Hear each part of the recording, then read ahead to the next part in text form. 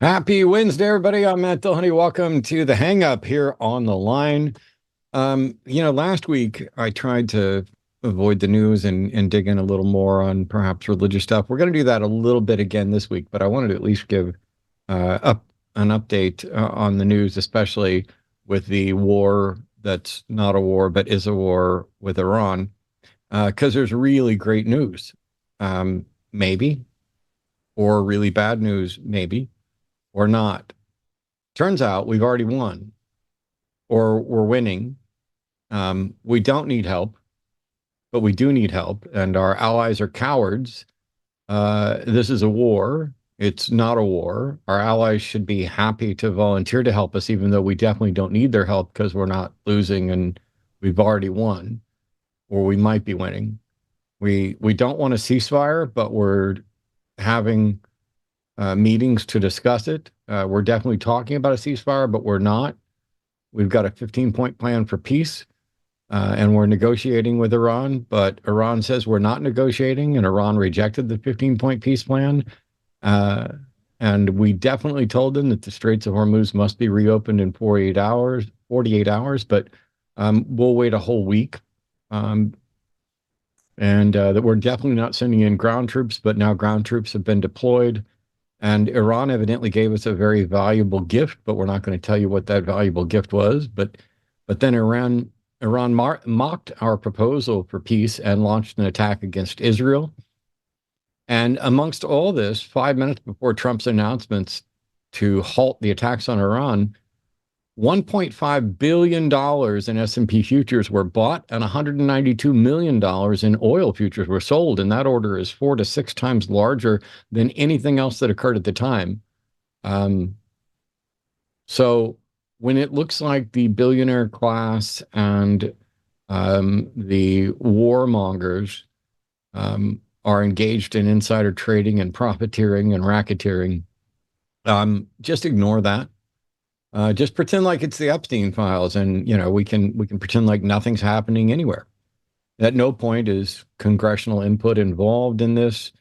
Uh, hey, by the way, when we're talking about potential insider trading, Marjorie Taylor Greene came to Congress, did her 5 years, got her retirement, her permanent pension, and is now worth millions. She's filthy rich now, despite not being rich when she went there. How wild is it that these people run for office, supposedly as public servants, and they leave Congress with millions upon millions of dollars, more than they had when they go in. And if you're a billionaire when you go in, you're probably going to leave with billions upon billions of dollars. Um, who knows who bought these 1.5 billion in S&P futures and why it just happened to coincide, 5 minutes before the announcement to halt the attacks on Iran. Gosh. And so I often need a break from things. There's a number of things I've been working on. Arden and I may be starting, Arden more than me, a new hobby, but we'll talk about that later. We both been interested in it, but she's the artist and it's an artsy hobby. And so I'm going to be kind of like the fifth wheel. But I like to learn stuff and I like to teach stuff. And I'm prepping to do potentially on my channel a show that focuses on teaching the basics of skepticism and addressing the same sort of pseudoscience and woo claims. A lot of the stuff that I wish the JREF had done as sort of media outreach, so that it's not just creationism, it's not just religion, it's not, all kinds of stuff. Because I think while the Line Network does a really good job of modeling skepticism and action, um, it puts a lot of the viewers in the position of trying to emulate something that they've seen without maybe understanding the how and why. And so what I'm going to do is focus a little bit more on the epistemology and the history of this and testing claims, and at what point do you stop testing, and at what point are you justified in believing stuff, and seeing if I can get people to call in to excuse me, tell their weird stories or whatever else.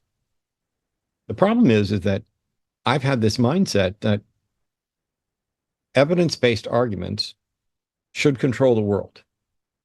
This is what we should be relying on to change our mind. This is skepticism and critical thinking in action, that the data should dictate to every rational mind what is best, what is believable, what is warranted. And earlier this afternoon, I watched a video from Veritasium that was about a year old that discussed a study which confirmed what we already knew, but maybe to a greater extent than we really grasped it. And that is that we are tribal, and we allow that to override our rational mind. Because people are like constantly asking, how did we get here? How is it that how is it we can be dealing with flat earthers now? How is it we can be dealing with these massive conspiracy theories? I'm seeing studies that show that, Gen Z was the first generation since we started tracking it to actually have IQs go down and reading comprehension go down. I watched a video short from an 8th grade teacher that says she's got about 100 students and only 2 of them are reading on grade level, and the overall and good chunks of them, you can have a question written on the blackboard, a statement that they can then write down and take notes on, and then you can ask them a question, and they have to look down at their notes, up at the blackboard, down at their notes, and reaffirm all that in order to be able to answer a basic question about a single sentence. And there were other examples, and she's, freaking out that, something is happening where not just the education system is failing, but it seems that we're becoming increasingly incapable of being educated. The study on Veritasium that they referenced used a mock-up of a rash cream and showed that without using the rash cream, 20 people's rash got worse and 100 and some odd people's rash got better. And with using this rash cream, 70 some odd people's rash got worse, but 200 and some odd individuals' rash got better. And so what they did before the study is they evaluated people and gave them a numeracy rating. Basically, how skilled are they already at comprehending and assessing statistical data? How numerate are you? Are you, what is your literacy or your numeracy rate for numbers and statistics? And as predicted, on something simple like this study, the people with the higher numeracy values got the answer right. That essentially, if you didn't use the rash, you were 5 times more likely to improve. And if you did use the cream, and if you didn't use the cream, you were 3 times more likely to improve. And so the cream might actually be making it worse, even though the numbers were bigger, and this threw some people off. But it lined up with how numerate you were. And to check, they would invert whether things got better or worse.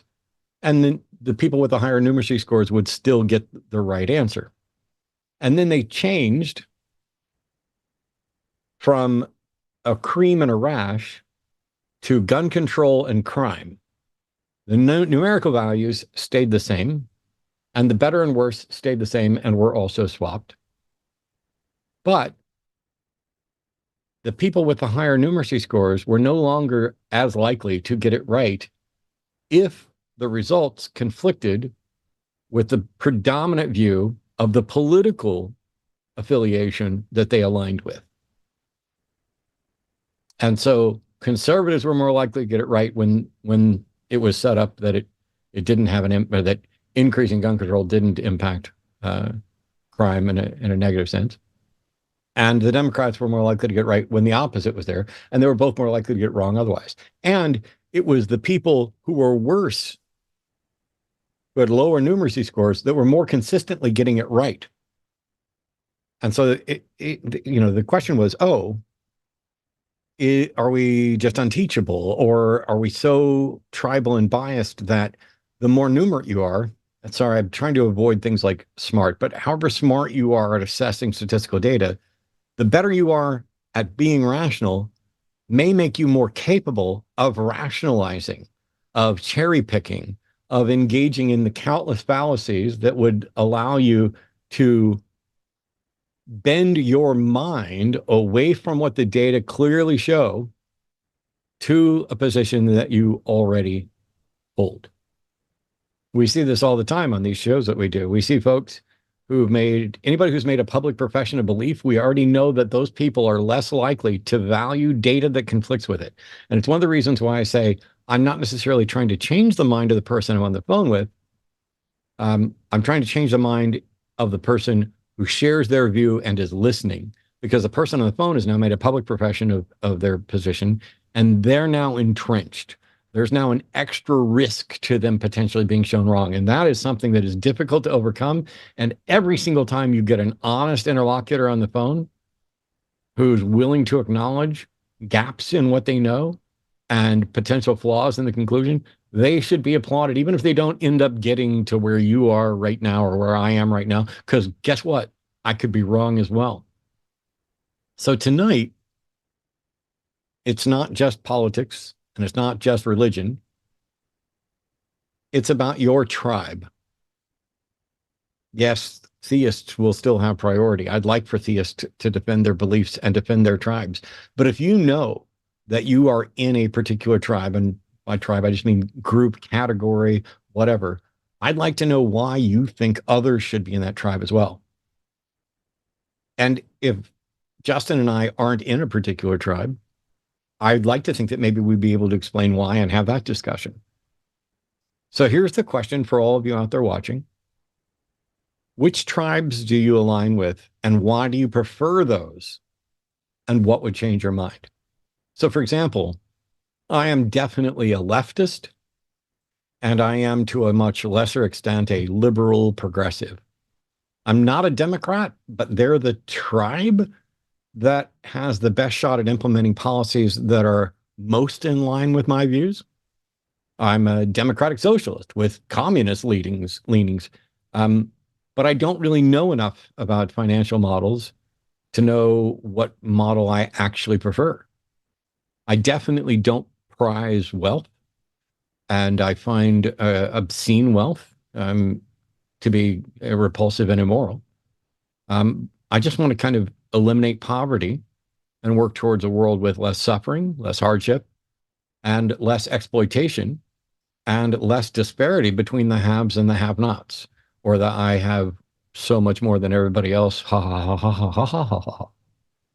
On the religious front, I'm an atheist and an anti-theist, depending on how we define terms. I may be Gnostic or agnostic, depending on the God in question, but generally speaking, in most cases, I'm in no case am I convinced there is a God. And in some cases, I'm convinced that the proposed God definitely doesn't exist. It conflicts with facets of reality. It is not just lacking supporting evidence, but it is lacking expected evidence in a lot of cases. Epistemologically, I'm a scientific skeptic that values critical thinking and reasoned argument that is supported by, preferably, but not necessarily exhaustively, I guess I should say, empirical evidence and data. By the way, that's also what would change my mind. So if you said, hey, you're wrong to be in this particular group, and you're like, what would change your mind, Matt? Well, if you can make a reasoned argument free of fallacies that are supported by empirical evidence and data, that would be the strongest thing that would likely change my mind. And if it was, essentially, it's kind of like a weighted scale. If I have a bunch of evidence for a particular position, and there's also going to be baggage on there, as in things I value, and you can present an argument, that starts to tip the scale. And when the weight of those arguments overcomes even my personal preference, I'll change my mind, which is how I went from being a Southern Baptist, fundamentalist, nearly biblical literalist, evangelical Christian, who was a right-wing, 8 years in the military, Rush Limbaugh ditto head, to being all of those things I just listed that are pretty much the opposite of that. Now, the temptation by a lot of people is to pretend that the truth and reality, that's all in the middle. Oh, you went from too far this way to too far that way. Cool. If I went too far in either direction, make the case for it. But that's what would change my mind. So I've told you a little bit about the tribes that I probably associate with. I'm a secular humanist who values freedom, autonomy, liberty, justice, truth, and as close as we can get to equality of opportunity from a rights perspective as we can. And all of that is also tied to empathy. I don't know that you can have a good moral foundation or a good moral structure that is based purely on data. I think empathy is a component in it as well, but maybe I'm wrong there. And one group that I've been hung up on lately because of a disagreement that I had with a Facebook friend is Christian nationalism. I saw a meme that said Christian nationalism is Christian in the same way that urinal cake is cake. And I found this incredibly irritating because, first of all, urinal cake is cake. It's definition 5 at dictionary.com as the compressed thing. It's just not the cake that you're implying and would hope everybody would assume, like the cake that you eat. And so it struck me that there's potentially an equivocation fallacy going on in that meme, but also this notion that Christian nationalism isn't Christian is seemingly to me a very obvious no true Christian fallacy. Because there are biblical passages that I think can be used and have been used to support the basics of Christian nationalism.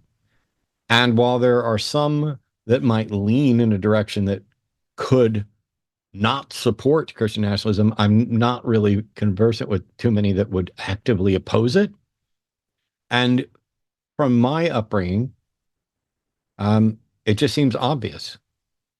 I mean, Romans 13, 1-7, let every person be subject to the governing authorities, for there's no authority except from God, and those that exist have been instituted by God. This is basically that all of your leaders are God appointed, which means that Obama was part of God's approved appointed, and so was Trump, and so was Marjorie Taylor Greene. And if the Christian nationalists get power, then that must have been what God wanted, in part because, as we know from other verses, everything happens according to God's plan. Then there's the Great Commission, which is go out and baptize all nations.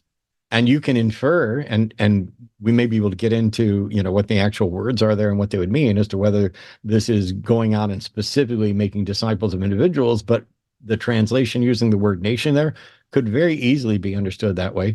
But on a very simple level, Psalm 23, I think it's verse 12. Let me look it up real quick because I didn't have it ready. Nope, not Psalm. That's not right. Psalm 33, maybe? 33. I typo it. Yep, Psalm 33:12. Thank you. Blessed is the nation whose God is the Lord, the people whom he has chosen as his heritage. And I believe this is probably where something like the Heritage Foundation takes its name, but that could just be a guess. But if you believe that God's way is the right way, and God wants you to go out and baptize nations, and that the world is better and blessed if it's God, if that nation's God is the Lord, that seems to me to be a strong argument in favor of Christian nationalism. And while there are probably ways to argue against it using the Bible, it seems to me to be a clear no true Christian fallacy, no true Scotsman fallacy, to do that just kind of as a blanket dismissal. And this is why I've been frustrated with people who I genuinely like and respect, despite disagreeing with them on religion. People like John Fugelsang, who I think are, and James Tallarico, who I think are better Christians than Christianity or the Bible would permit. And they're trying to spin that their version of Christianity is the right one and that Christian nationalism is a perversion of Christianity. And maybe it's my upbringing that's getting in the way. Maybe the tribe that I'm in is getting in the way. So we're going to take calls from people calling in. Hey, you can defend your beliefs. Why should we be a part of them? Why is your tribe the right one? Do you know that you are willing to set aside data in order to stay with the tribe you're in and what it takes for you to change that? But if I'm wrong about Christian nationalism, there is nobody I can think of who would be better suited to come in and set me straight, or at least teach us all some of the subtleties than Justin from Deconstruction Zone. So welcome, Justin, in.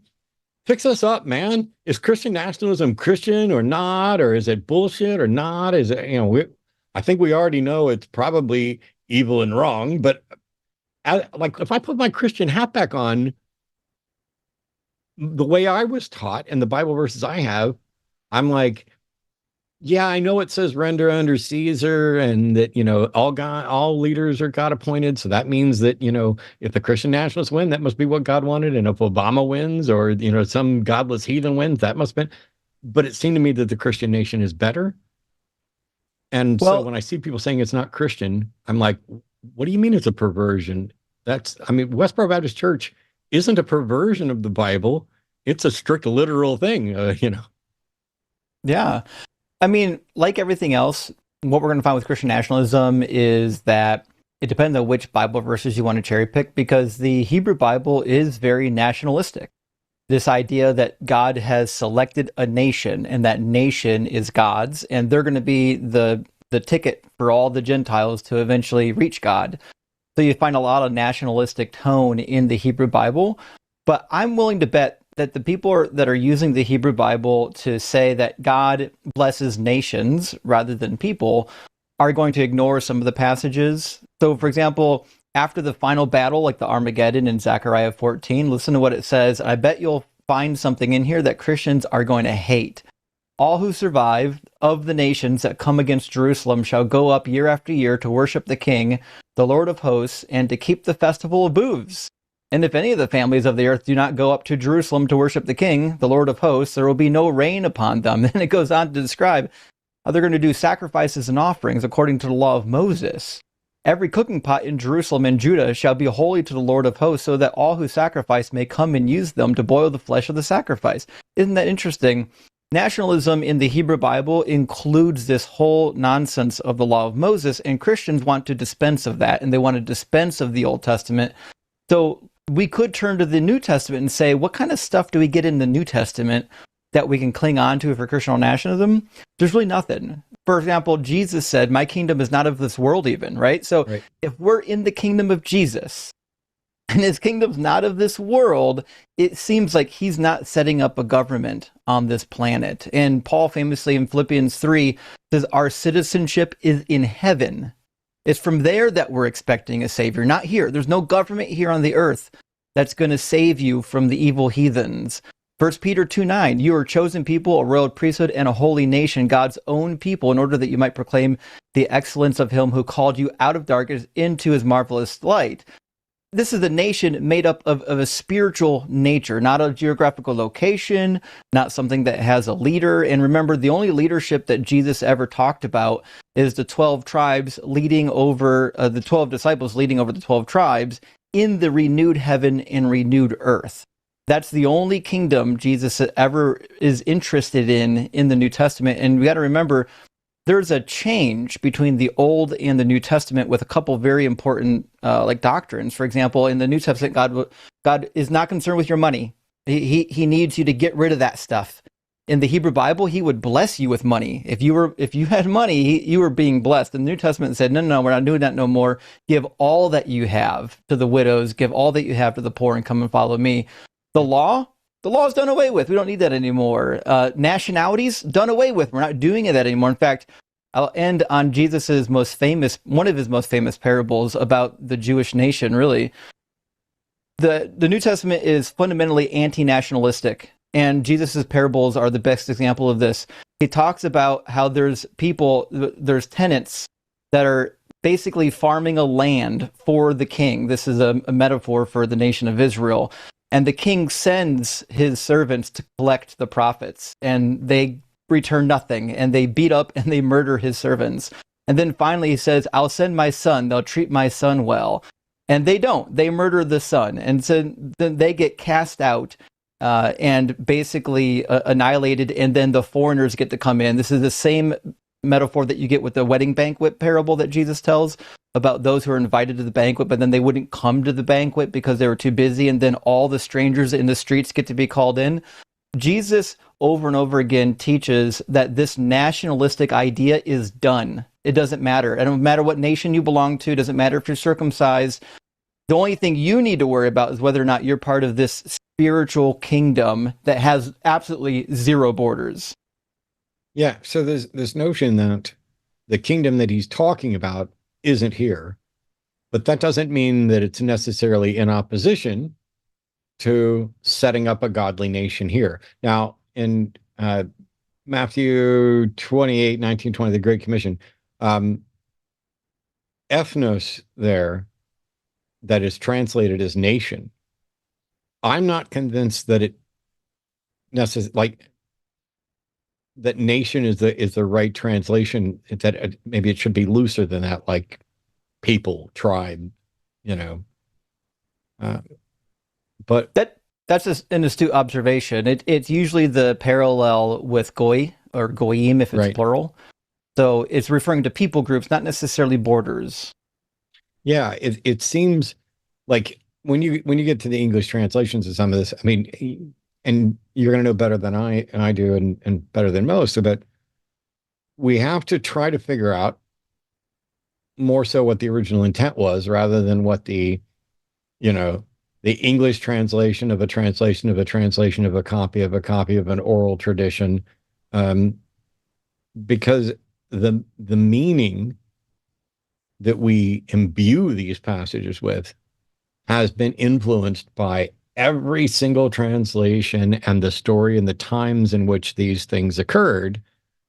And so I can easily say, okay, yeah, God's talking about setting up a nation that isn't part of, no borders here, no people, no government and stuff.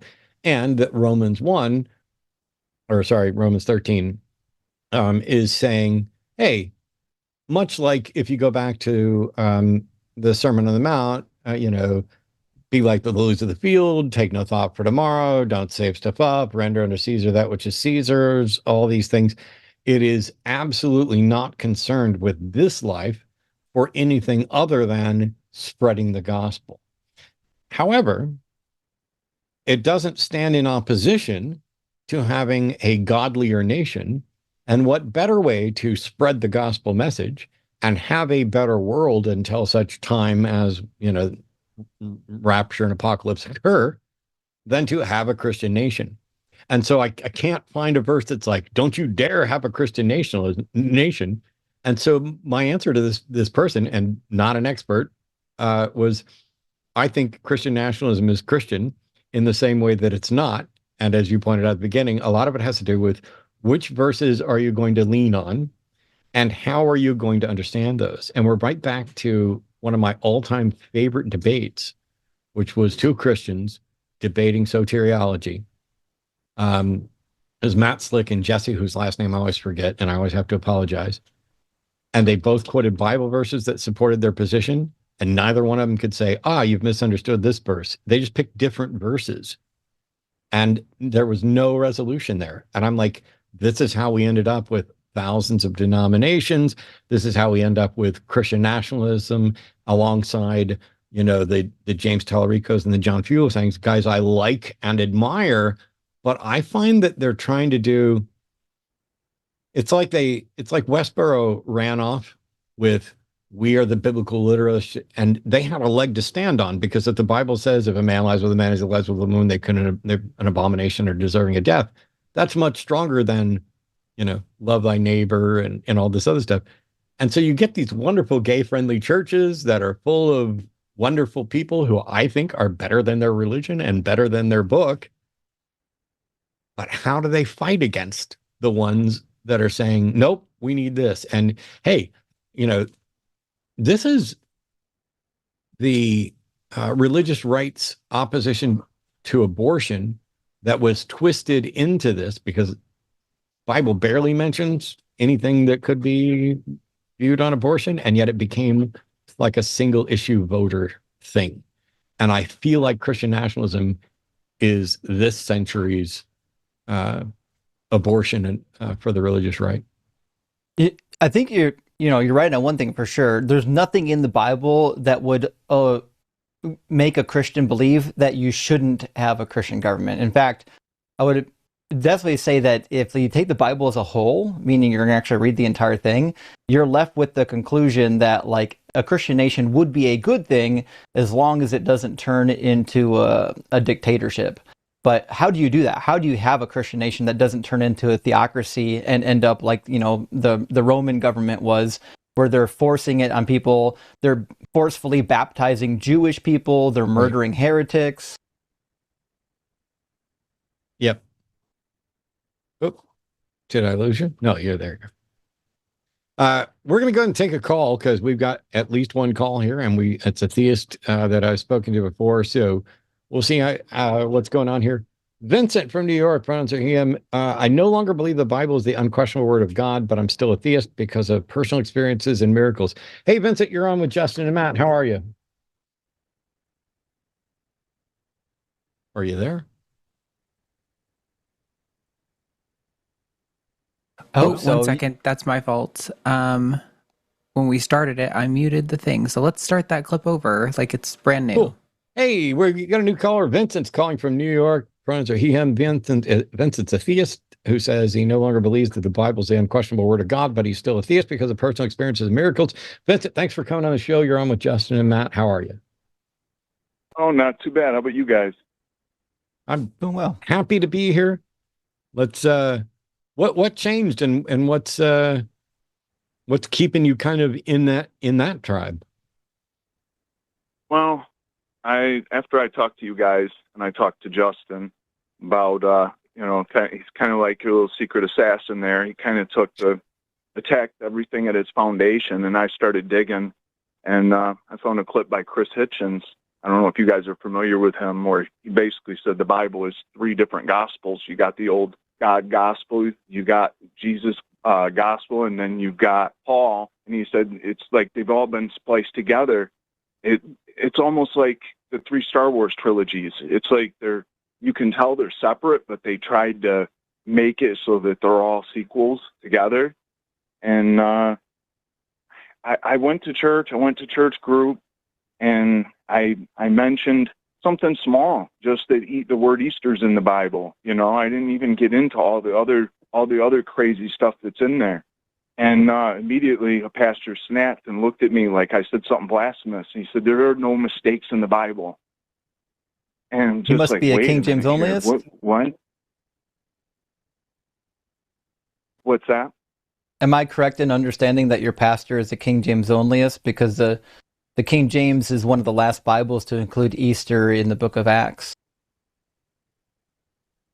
Well, that's what's weird is that there's 3 pastors at the church, and he is kind of a King James onlyist, and the main one reads from the NIV and stuff, but they don't like me questioning the word. And I even brought up the other stuff like the rape, and I don't know if I can use that word on here, but I brought that stuff up to them, and they're like, "Well, that was just telling the history." And I'm like, "No, it says that God instructed them, and they really didn't have an answer for me."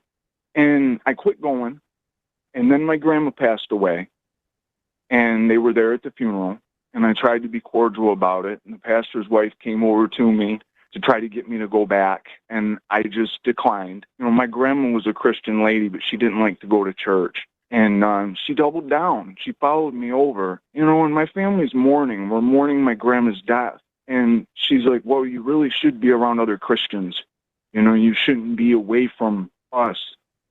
And I was just at that point offended. And I was like, "Look, I'm just trying to be here at a funeral, And the pastor said, I can call him if I have any questions. And I have a lot of questions, but it's like, where do you start? I mean, if you're going to say the word is the undeniable, like that Bible's true, which Bible? You're translating so many Bibles.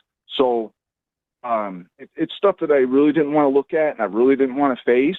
but it's stuff that you can't. Lot and his daughters, Lot, having sex with his daughters and getting drunk and having kids, and it was okay. He wasn't even punished for it. Chris Hitchens talked about, it says if you see your neighbor working on Sunday, you're supposed to put them to death.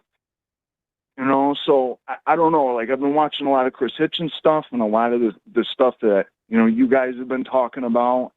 And I don't know, like what Justin said, it really kind of threw me for a loop, and I've watched for years, mainly because, Matt, you got a lot of charisma and everything. You draw a lot of viewers because you're a very charismatic dude, charismatic and everything. But I was just sitting here, and now I've lost that tribe, and I'm a free thinking Christian, I guess, and I really don't have a tribe now because I'm looking at things critically, and I don't know. I really don't know. I have these miracles that have happened. Some Christians, they think that those aren't even miracles because some of it involves gambling. Right? So I had a pastor tell me it was a demon and not really God. Well, why would a demon want to give me money? So the whole thing is, I'm on that weird part now where I'm looking at the Bible and I'm like, what the hell? Right? But then I have personal stuff that has happened, like personal relationship, and I've heard other testimonies. So I've got a lot going on, but I just wanted to let you guys know where I'm at. And how would you tell? What are you calling a miracle?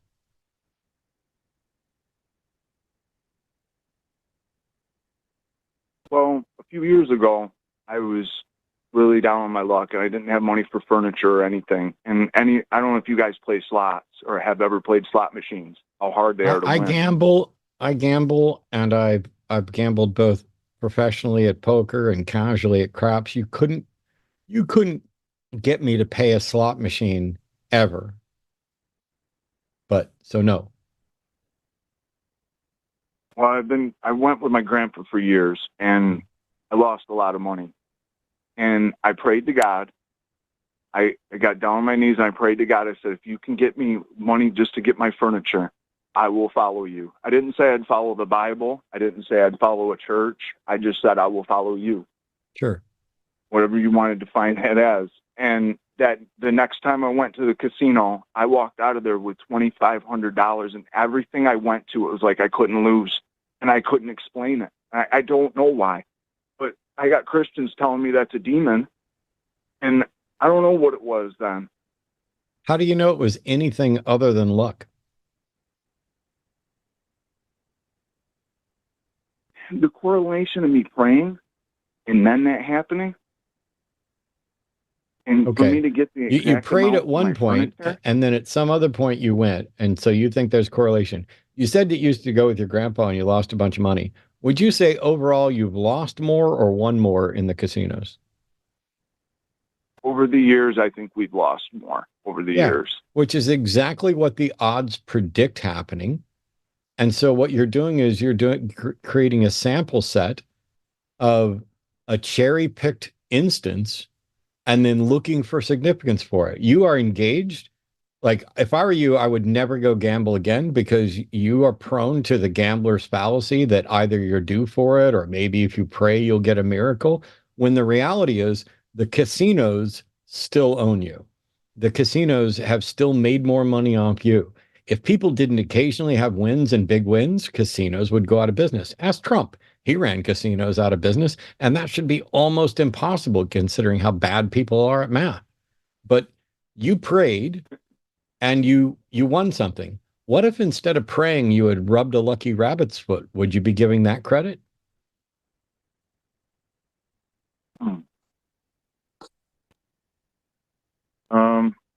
I mean, I see your point.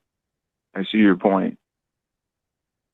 If we list miracles, and right now, you've got Christians who are telling you when you tell them this story, and evidently this is one of the stories that might be keeping you in belief. They're telling you it's a demon. They have no more evidence or justification for saying it's a demon than you do for claiming it's a god. And we're not even talking about something that is remarkable. Like miracles generally should be something that is presumed impossible or so incredibly improbable. It's, not something that happens literally every day and that is absolutely expected and normal by the odds. The only thing I find, I find absolutely nothing about your account, even in the ballpark of anything that should be considered remarkable, let alone a miracle. Really? Even winning the exact amount for my furniture? I mean, what are the odds of that? That I would win the exact amount of the furniture that I wanted. I did a debate with Mike Licona, who tells a story. This is his justification for the supernatural, of a church that needed a certain amount of money and got a check for exactly that amount of money. And he uses that as proof that God answered that prayer. You're doing exactly the same thing. Here's a thought. When you got to the $2,500, did you stop gambling for that day? Yeah. Yeah. Okay, then the odds are 100%. Then the odds are 100% that is the amount you would win. When you got to the point where you got what you needed and you stopped, all you needed was a lucky run that was, if you'd have kept going, maybe you'd have walked out with $40,000. And now you'd just be like, wow, that's even more remarkable than I got exactly what I needed. You quit when you got what you needed. I've only walked out of a casino with less money than I walked in with on a handful of occasions, in part because I play smart and I go in with money that I'm okay to lose, that I don't need for anything. And when I reach a certain goal, I stop playing and I go do something else. I have paid for vacations that we've gone on by playing craps and poker, and I have lost spare money. On the whole, I am well ahead, and I don't credit myself for being a particularly skilled player, although I am, because the edge is still in the casino's favor. I am ahead only because I got lucky. No prayer involved. Do you have anything other than gambling stories that you would consider miraculous? Well, I mean, I think I've told you before, my grandmother, she was healed from diabetes and she no longer had to take her medication or anything, but that is an old story. Actually, it wasn't my grandmother, it was my great grandmother. So you could, I know you could chalk that up to folklore, and you could. I mean, I get that because it was a long time ago. I guess, did she never had to take, you never had to take any medication again? That's what my grandma tells me. That's what she said. The doctor said they couldn't believe it because if she keeps taking her medication, she would die. Did she die? The prayer was working. Well, eventually she did. How long did she go without taking medication before she died? I don't know because she passed before I was born.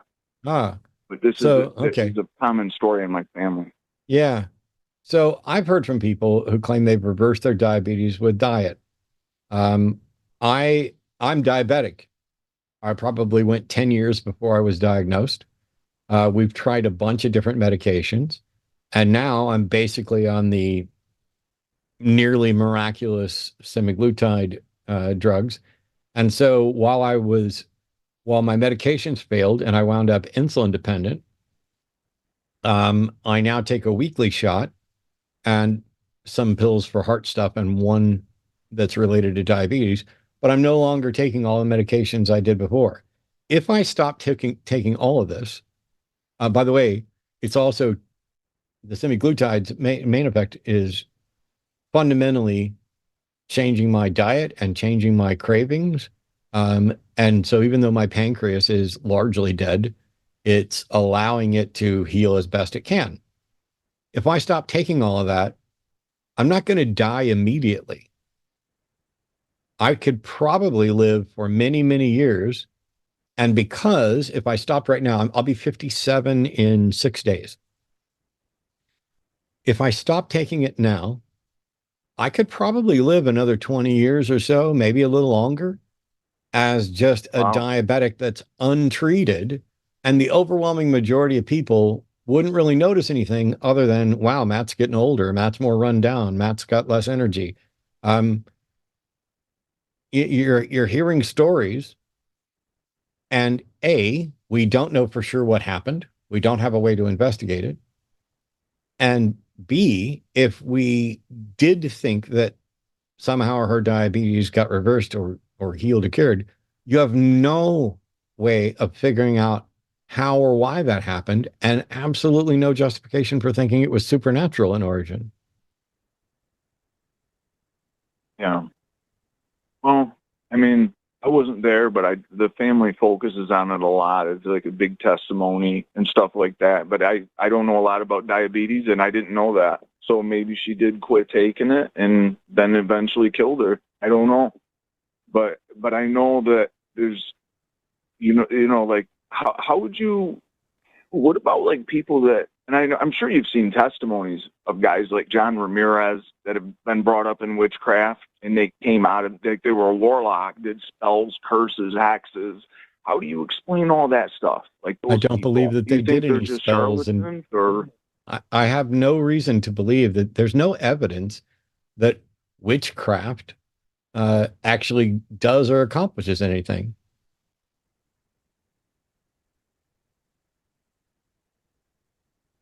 A good chunk of these ex-Satanists, I can't say about John Ramirez, have been exposed as liars and frauds. And so they're now evangelists who have a motivation to make claims that simply aren't true. Does John Ramirez ever claim that he channeled supernatural powers to actually do something? If he does, then he needs a way to demonstrate that this is real. And until he does, it's not believable. I'd love to see you debate him, actually. Why? What is there to debate? What is there to debate? Ramirez can either present evidence that he did these things, or he can't. And my money, I'll bet $1,000 right now that he has no empirical evidence that he ever did anything supernatural as a Satanist. Would you sit alongside, like, if a witch invited you or a warlock to show you stuff, would you go? And yes, I have done. I have done. And nothing happened? Correct.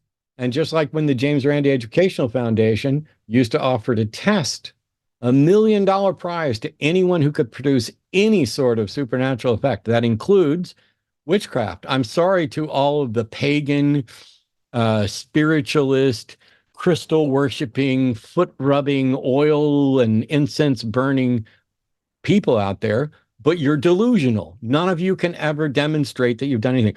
If any of them could do anything, if casting their spells could do anything, I would not be this ruggedly handsome, incredibly intelligent powerhouse with all kinds of riz. I'd be dead.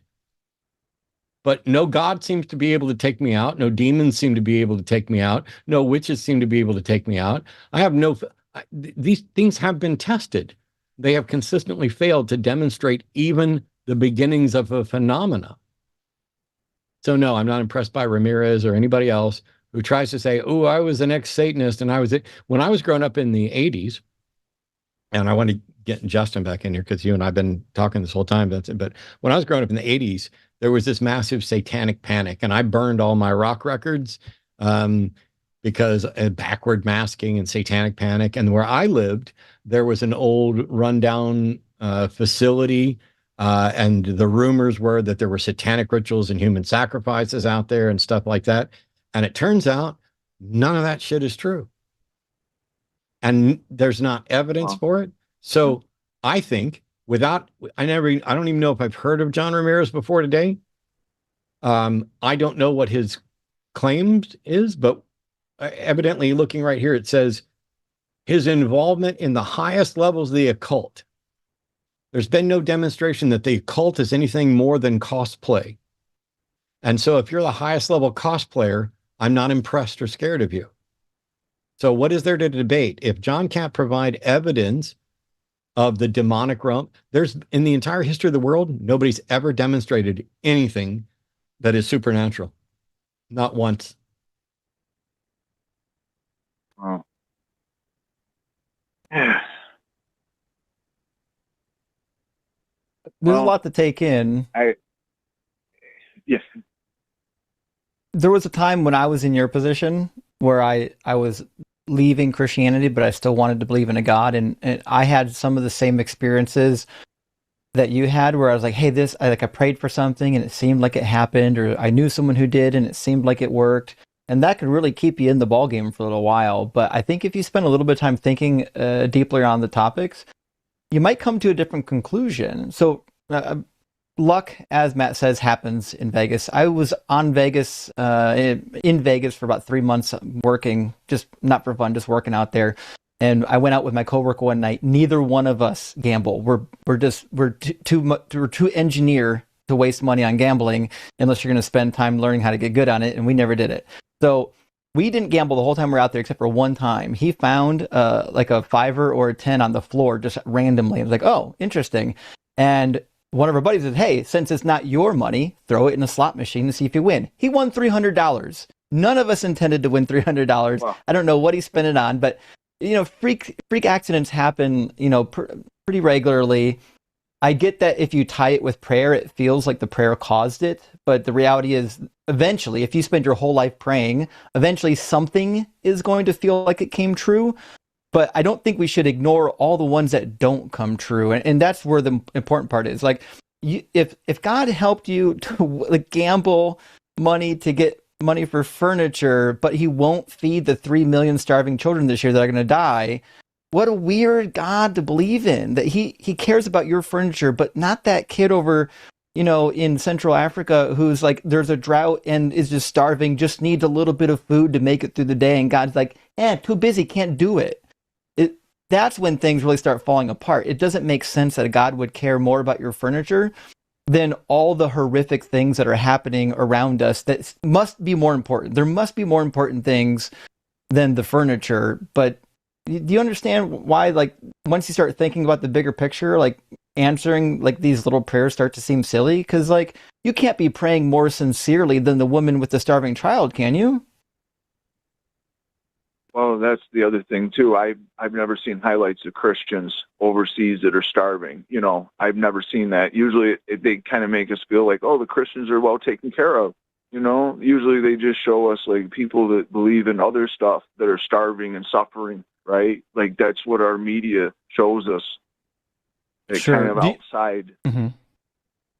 So do you know the Haitian population has about a 97% Christian demographic? But they are numerically starving at high proportions. There's roughly 5 to 5.5 million people that are facing what we call food scarcity. And there's going to be a percentage of those people that don't survive this year. And remember, in 2010, there was an earthquake down there and all these Christians got wiped out. We can't assume, why would God not be answering the prayers of these dedicated Christian Haitians? But then when someone, I don't know, Christian, I didn't know that. Yeah. Mm-hmm. If God's not going to take care of the most vulnerable people that are worshiping him, I don't think it makes sense that he's also taking care of us in the first world that sometimes we need furniture money. Yeah. And no, that's true. That's true. And I never really thought about it like that. Because with Haitian, I didn't know that either. I thought, you look at it from a different perspective and you think, oh no, these people are not believing in God, that's why this happens. And that's what pastors say, right? They say that, well, you just got to turn over to God and then it'll quit happening. But yeah. Hey, Vincent, are you in chat right now with the YouTube channel? No, I'm not. Okay. Why? Well, I was going to post a link to something, but I did some searching while you and Justin were talking. I'm going to read you a couple details, and you can Google this. If you Google John Ramirez debunked, one of the first things you're going to find is an article from Skeptical Inquirer that was written by Autumn Sword back in September of 2024.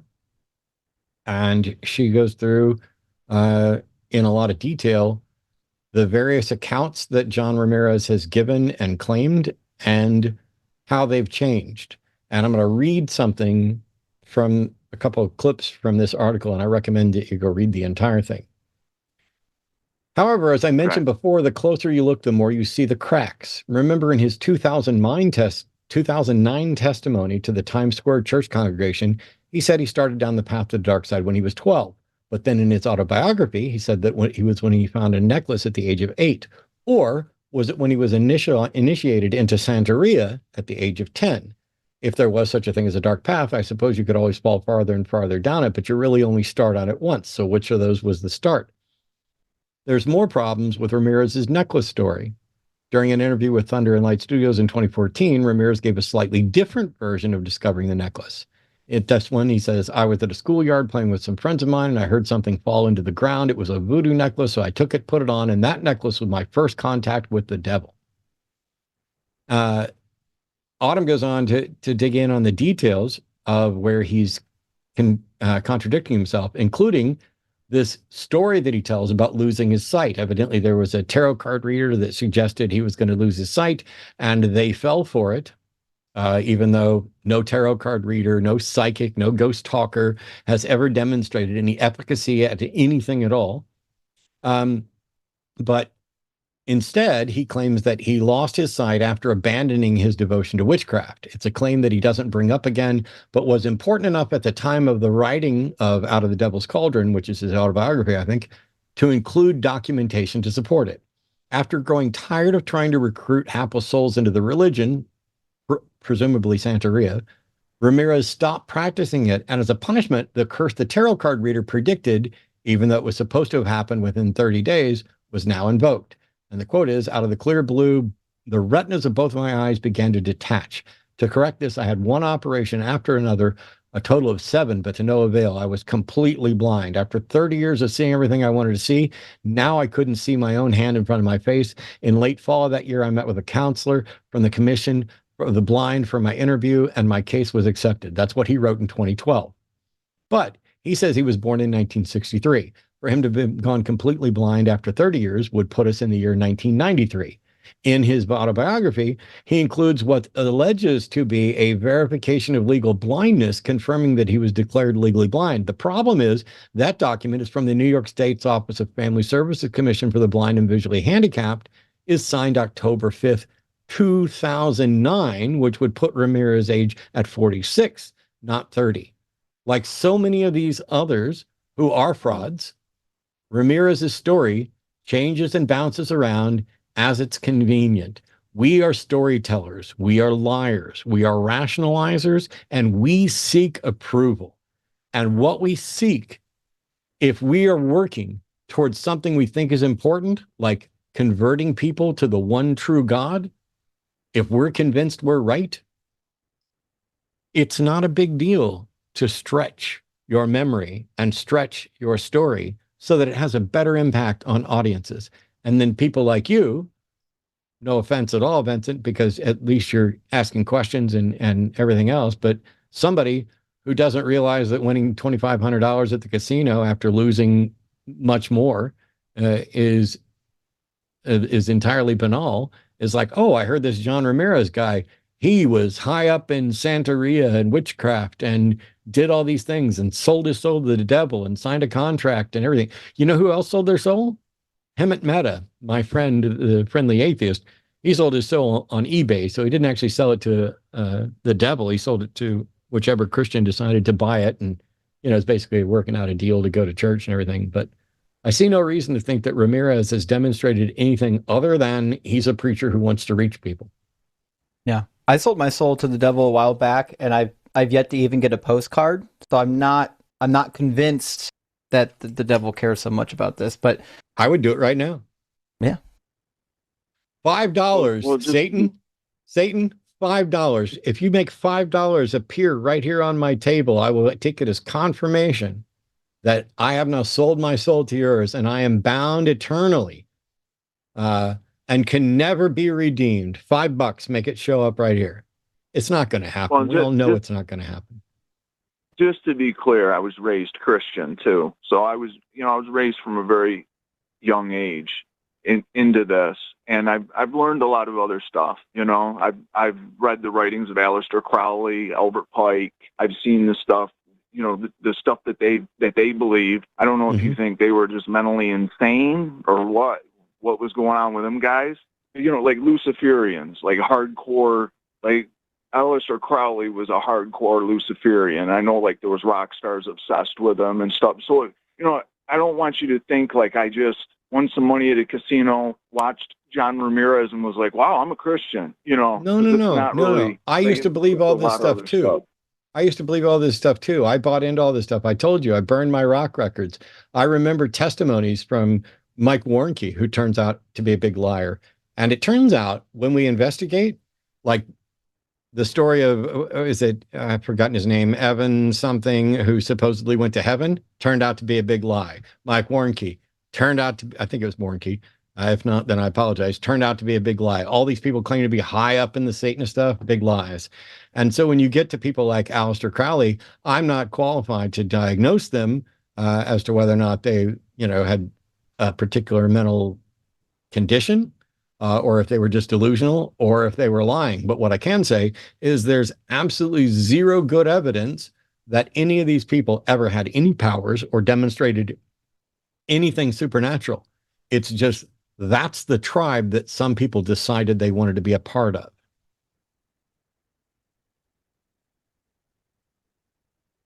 Yeah, and it's hard to study Aleister Crowley because he's no longer with us. He's been gone a long time. So you can't even really question them or anything. We have all these writings. No, there's a lot of stuff I know about. And, I'm sure you've heard a lot of the conspiracies in the circles. They probably weren't as big when you were a Christian, but they're a lot bigger now, like the stuff about Skull and Bones. When they questioned Bill Clinton about Bohemian Grove, and he said, "Oh, yeah, isn't that where Republicans sleep naked against redwood trees?" Bohemian Grove is a real place, and Skull and Bones is a real club. These fraternities that rely on secrecy and power, of course they're going to spin up stories. The question is, how do you tell what portions of the stories are true and which aren't? And for me, I'm going to say, if they start making claims about supernatural events, I don't think that part of the story is true. I would need more evidence. If you want to say they got naked and engaged in sex stuff or whatever, once upon a time, if you told me people were engaging in cannibalism regularly, I probably would have mocked that. But given that it shows up in the Epstein files as at least a not outside the realm of reason thing, it wouldn't surprise me now to find out that somebody's engaged in that. And yet there's nothing supernatural about any of it. It's just people suck. And people lie, and people seek power, and people want to be part of an in-group. And so Bohemian Grove, and Skull and Bones, and, all of these fraternal orders, they're ways for little groups to pretend like they're bigger than they are and try to become bigger than they can be. Well, some of them were presidents. They did become pretty big, right? I mean. Okay. What is that?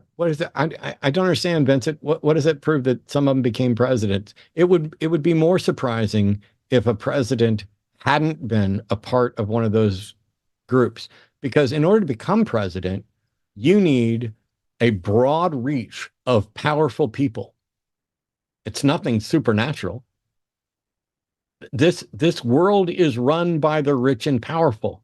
And if you are one of the elite that go to these schools and become part of these organizations, you have rich and powerful friends. There's a reason why I'm not in the Epstein files, but I have friends who are. There's a reason why so many of these leaders are tied to Epstein, are tied to the billionaires who are buying out media and shutting down what you're allowed to see and hear. That's not conspiracy theory. That's fact that is happening. We're watching it, and people aren't doing enough to stop it.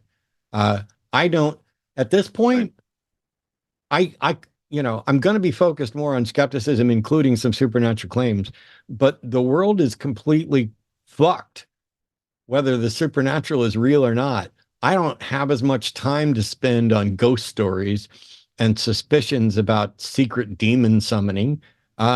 summon a demon to do some shit right now or drop it. And I don't mean you, I mean everybody. Right. By the way, when No, I say I can have understand friends that. in the Epstein files, that's not completely correct. I have people I have been friendly with who are in the Epstein files. For example, Rebecca Watson's in the Epstein files, but not because she did anything wrong, but because she was associated with Lawrence Krauss, who has done things wrong, and Richard Dawkins, and they're both in the Epstein files. And I'm not friends with either of them anymore. If we ever were, I don't know.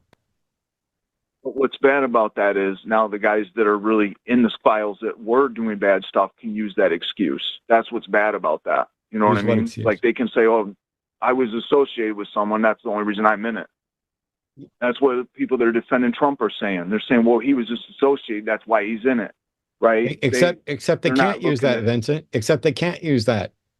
If they remove if they get rid of the redaction and show what's actually in there, then you can then assess the evidence and be like, oh, is Trump just in there because he's protecting pederasts? Is Trump in there because he is one? Granted, it's wild that he's listed there more than anybody. And all the redactions that Congress people are actually coming out and saying, I've seen this and read this, they're direct accusations of our president prior to being president committing atrocities against young women. You can't just be by association. And not only that, but we literally have him on tape talking about grabbing women by the pussy. We literally have him on tape doing, fuck Trump. Right. He sounded like Howard Stern in a lot of them tapes, like old school Howard Stern. And I was kind of blown away. I'm like, man, this guy is really president. But I think what's worse is just his policies, his deception, the fact that if you really read up on him, he follows more in the description of the Antichrist than anything. No, stop. Okay, Vincent, we're going to let you go. I know. Go off and do some more thinking. We'll talk to you another time. I got to get on to some other callers. I am not going down the Trump sounds like the Antichrist shit. I was hoping we could argue again, Matt. We do every time I call. I'm arguing with you right now in that we're not going further on this, and I have other callers on hold that I want to get to without exploring 5 more topics with you. Call me back another time. All right, we'll argue. then hang up on me. Take care of yourself, buddy. You want me to? Is that your kink, Vincent? For me to hang up on you? Say something other than yes or no. It, man. Goodbye. There. Never say I don't grant wishes. Anybody who wishes to be hung up on, happy to do it. Well, we got progress.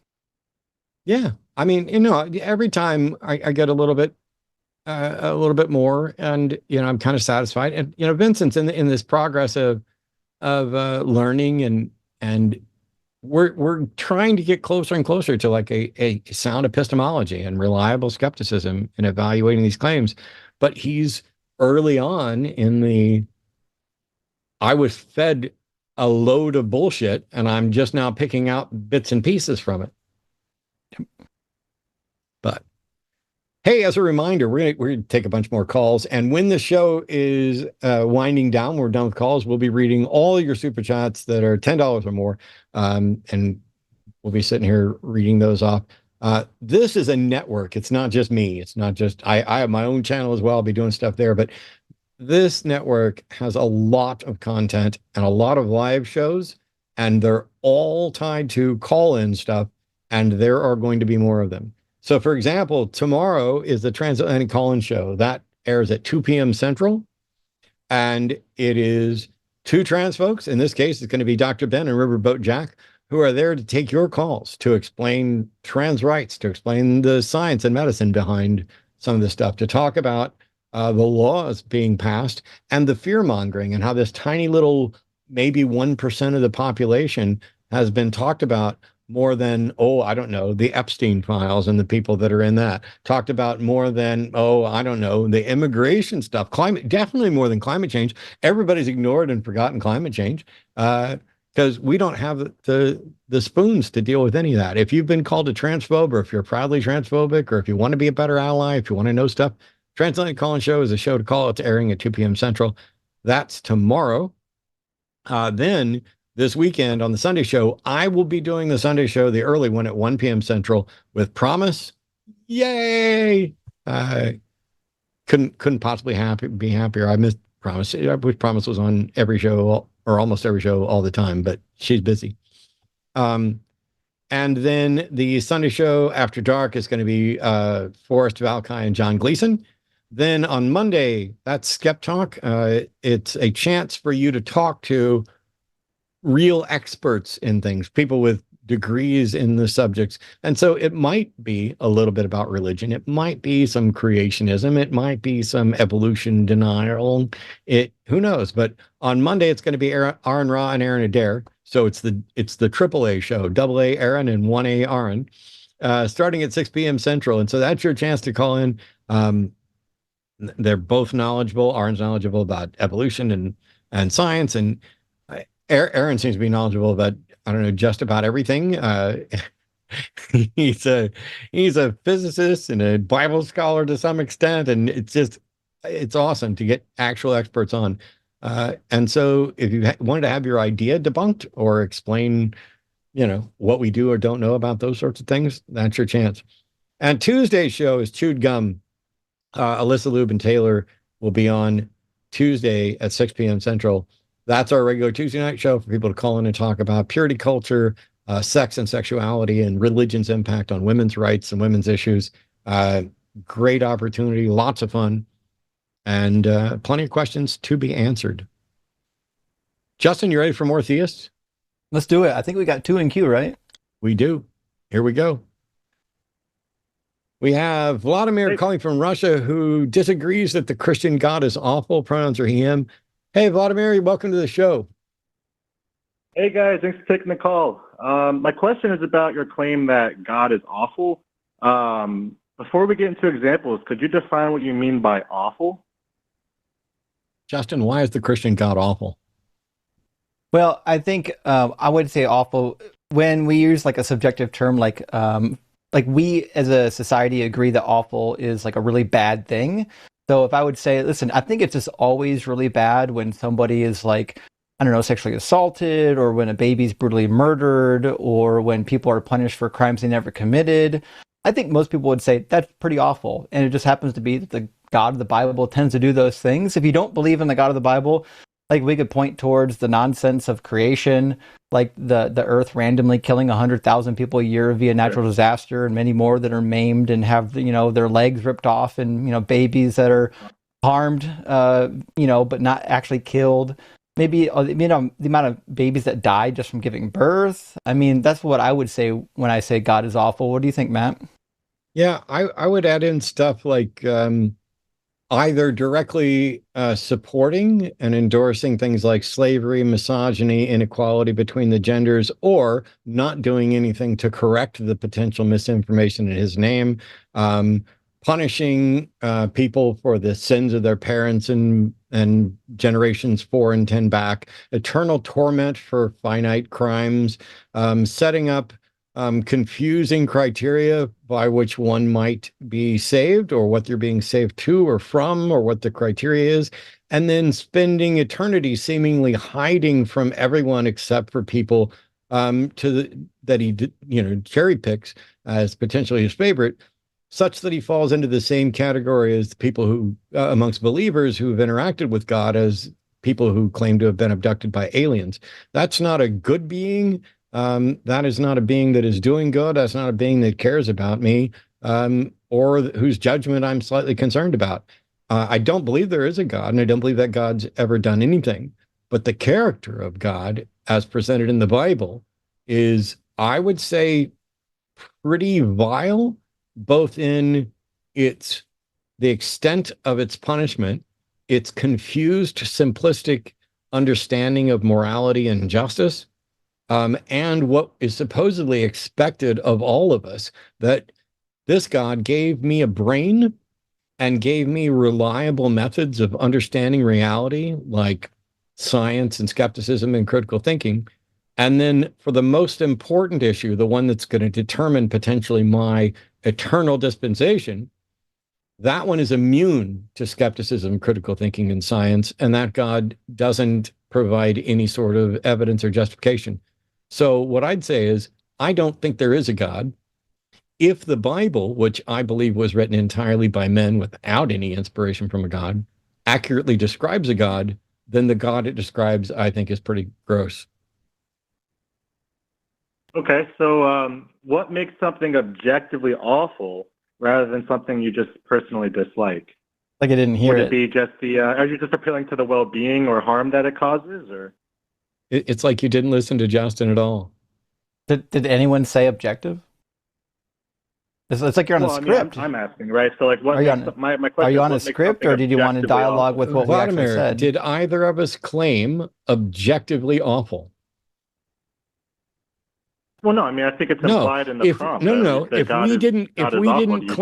we didn't claim something, why are you asking us about something we didn't claim?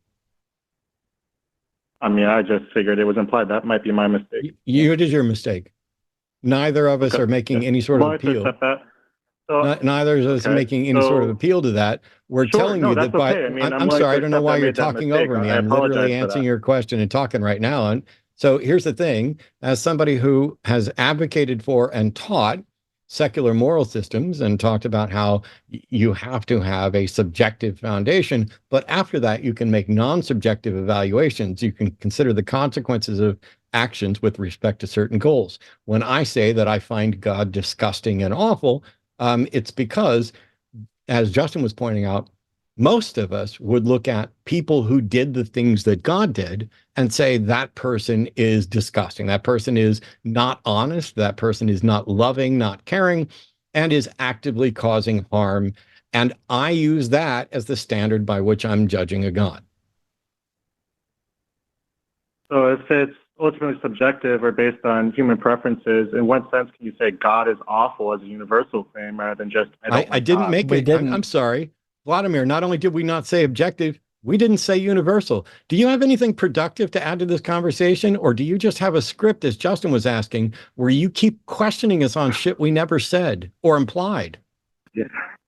I love when you speak to me like that, you dirty sailor. Oh, do it again. You love what? Is that like a bad joke? Like what's happening right now? Am I treating your kink? Did you want me to talk down? Oh, you ran away. He might still be. No, he left. No, he's gone. Okay. How wild. How wild. What a weirdo. I'm sorry, Arden. I'm sorry that I couldn't hear what he said at the end. I know we're probably not going to get much of a clip out of that, but there you go. So we're trying to get people to have honest discussions here, and in particular, people who maybe want to defend their theistic views. You might as well have asked me, how does that square with free will? Because I didn't mention free will either, or what my thoughts are on free will. So instead of actually doing anything to defend, because he called in, and what he told the screener was he does not think that the God of the Bible is awful. And so he asked us what we meant by it. Justin started off perfectly, and specifically to avoid the objective and absolute and blah, blah, blah. I mean, go back. I don't even need to rewind. My memory is good enough today that Justin started off with this. When we talk about, or you're like, I wouldn't necessarily say that the God of the Bible is awful, but when we talk about these characteristics, this is what we know. It was great. And then I guess we just, by being so thorough, we need to stop being thorough, man. There's a certain amount of people that just can't deviate from the script.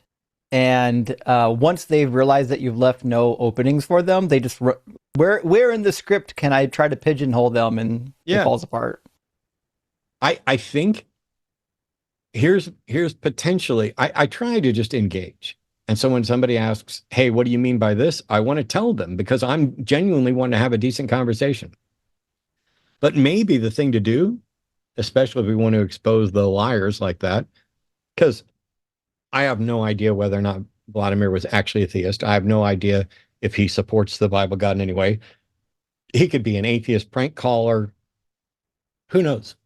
Because I can't actually read people's mind. But what I can say is that those people are in some way evidence that there isn't a good God, and evidence that there aren't as many people willing to try to defend that proposition, because we have lines open and we are reaching an audience. And instead of getting people to call in and say, hang on a minute, I don't think the Bible God is awful, and actually doing something to defend that, you get the script dude who, I think he called me a sadist or something, and then I couldn't quite hear what he said, which was funny. Because that's not accurate either. It is sad though. Like if he's an atheist troll, I'm Vladimir. I don't know if you're an atheist or not, but if you're calling these shows to troll, just know that you're not doing anyone any favors. We want actual theists to come in here and have productive conversations. If you continue to troll, all you do is get yourself banned and make you look silly. Yeah. Which reminds me, there are theists watching right now that are not in queue. You're more than welcome to call in now before the show gets too late and we actually miss your call. And maybe tell us why God isn't awful. I'd love to hear a good reason. I've yet to hear a good reason. I'm all ears, though. If I remember correctly, that's the guy who had his tongue 10 feet deep down Jay Dyer's hole on Sunday. Remember that guy who called in and was like, you lost to Jay Dyer. That was the guy that wanted to, he said he was going to call in to defend why it was wrong for me to object to Orthodox epistemology. And when I tried to get him to define it and describe it, he just was like, Jay Dyer owns you, or whatever he said. Because the Jay Dyer, I'm like, Jay Dyer's fanboys are so mad about that debate. They're more mad than Andrew Wilson fans are that I had the integrity to walk out of that instead of sitting there and continuing with him. We had another theist, and they were going to say something about, I think, I don't know, but all right, we'll go with the one who's been on hold the longest since we lost the theist, who's also a deist. So Tim's calling from New York. Tim's a deist who says how religious prohibitions on sexuality were beneficial at the time they were written. Hey, Tim, what's going on? Hi, Matt. Going. So, do you think it's an axiom as many true things and as few false things as possible? Is that correct? I'm sorry, your mic or your audio messed up for a second. What was the question again? I asked, do you think it's an axiom that it's good to believe as many true things as possible and as few false things as possible? Well, I've made that statement many times, and I've even had it printed on a T-shirt. I don't know that it's necessarily axiomatic. I think it's a reasonable conclusion that I would prefer to believe as many true things and as few false things as possible. I think there's probably practical exceptions in, like, it might be true that you had a ham sandwich for lunch today. I don't need to know that. But outside of that, for things that actually affect me and would help me make decisions in my life and help me understand reality, yeah, I think it's better to know as many true things and as few false things as possible. Okay. Because I believe that whether it was true or not, and historically, I think it may have been beneficial for people in times when STDs were incurable to believe that they would face God's wrath if they had sex outside of marriage or risky sexual behaviors. Do you have any evidence or data to support the notion that there were risky sexual behaviors that resulted in sexually transmitted diseases at that time? So do you not think that STDs existed 1,000 years ago, or? Well, I'm sure that some of them did. I'm asking what data you have to show their prevalence and whether or not they were prevalent within inside and outside of wedlock at the time. And by the way, which wedlock counts? So basically, it seems like you're arguing for monogamy in the absence of treatment for STDs. Yeah, but however, I think that the only way to shock someone enough to get them to do that without having any experience would be to tell them, if you have sex, God is going to come down on you. Yeah, this is the same condescending argument that people have used for all kinds of things. It's the little people who need religion. It's the dumb people who need religion. It's the people who don't know better who need religion. They're not going to do the right thing unless we tell them God's going to punish them. I find it ridiculous and smugly superior. And also, I don't care to what extent that may or may not have been true. I don't think it justifies lying. And since you don't have data to support this, you're just operating off your suspicion, which is uninformed and speculative. So why should we care? Well, so you don't think it's a logical conclusion that if people are having sex outside of marriage, there's going to be more STD transmission? I think this is a red herring. The Bible doesn't tell you not to have sex prior to marriage. It tells you not to have adultery. It also allows you to divorce your wives and pass them down in harems. So, for example, Saul's harem was passed down to King David, which was clarified in 2 Samuel 12, verse 8. Yeah, it's not one man, one woman, biblically. It's a man, his wives, his concubines. Basically, if there's going to be STDs transmitted under your model, it's more likely that a man with 2 wives and 12 concubines in his harem is going to get or transmit an STD than the person in the modern world who sleeps around. How is that different? Well, so they didn't they want the women to be virgins at the time that they get married? If I'm not mistaken, not the men, only the women. And it's not a benefit to society because if you were lying about your virginity in Deuteronomy 22, you get stoned. So if the result of you committing a theoretical adultery is that you get murdered, it doesn't actually benefit society. Well, it prevents you from transmitting your STD to everyone. And you can't do it if you're dead either. It turns out that when you're dead, it's a much more negative impact than perhaps getting the clap. But as it turns out, we have no evidence that these people were passing around STDs. You're just assuming that they would be without any evidence, as Matt already asserted. And again, there was no prohibition against premarital sex. The virginity had nothing to do with men. The virginity was only because ancient men in the Bronze Age were like, oh no, icky, icky, another man touched my woman, I don't like it. But the reality is they had marriages just like us. They got married, they got divorced. A lot of them had premarital sex. Some of them did, some of them didn't. In the ancient Near East, are you talking about the Bible specifically or the ancient Near East? Well, let's clarify that. I'm speaking of probably like just Abrahamic religions. So the Near East, but not even just the ancient Near East, because anyone who followed Abrahamic religions, and didn't Jesus say not to get divorced, if I'm not mistaken?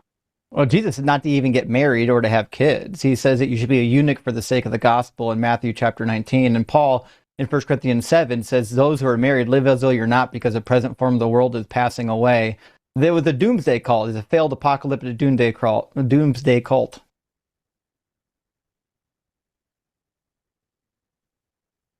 Okay. And we know that in the Bible, there was an allowance for passing women around. There were concubines and harem ladies that were passed around. For example, Abishag is mentioned as a woman who was initially given to David, but passes through 2 different hands. And who was it that offered up his wife secretly? Offered up voice. That's interesting. Let me think on that one for a second. Acted as if she was his sister. Oh, Abraham. Yeah. Yes. With Abimelech. Yes. And the king of Egypt. So, Tim, I got a weird question for you. You're a deist. I know you've called before, like 42 times. Is that true? Yeah, that's true. Is that the number? That's literally 42 calls last call was March 11th, where you asked why would secular humanism win out in an atheist world. So now you're saying you want to talk about how you think religious prohibitions on sexuality were beneficial at the time, except the prohibitions you're talking about aren't necessarily biblical, certainly aren't consistent with biblical stories. They don't necessarily act as effective foils for the thing that you thought they were being foil. As a deist, why on earth would you be sitting around speculating about why the Bible prohibits something and trying to find a good reason for it? Are you not a deist now? Are you like an advocate of some sort of Abrahamic faith? I'm a deist, but I'm curious sometimes if losing religion because of some of the things that it compels people to do can actually be a bad thing. Like what? And don't, for example, the Abrahamic religions compel people to be sexist, misogynistic slavers? Well, I didn't say everything that. Okay. Doesn't it also encourage them to be slaves to a god and an idea that isn't demonstrated? What good thing is in the Abrahamic religions that if you lose the religion you cannot have? What good thing is in there? Well, I think for the individual person, like especially if you're talking in terms of religion, I think it's good for people to reproduce, and it tells them to reproduce. I'm sorry, are people who aren't a part of Abrahamic religions incapable of reproducing? No, but maybe there's some people that. So maybe I didn't ask the question correctly. What do you lose when you give up that religion? What do you lose when you give up that religion? Yeah. What good thing do you lose? The doctrine compelling you to reproduce. Why is a doctrine compelling you to reproduce a good thing? Maybe are there some people who perhaps should not reproduce because they are not equipped to deal with children?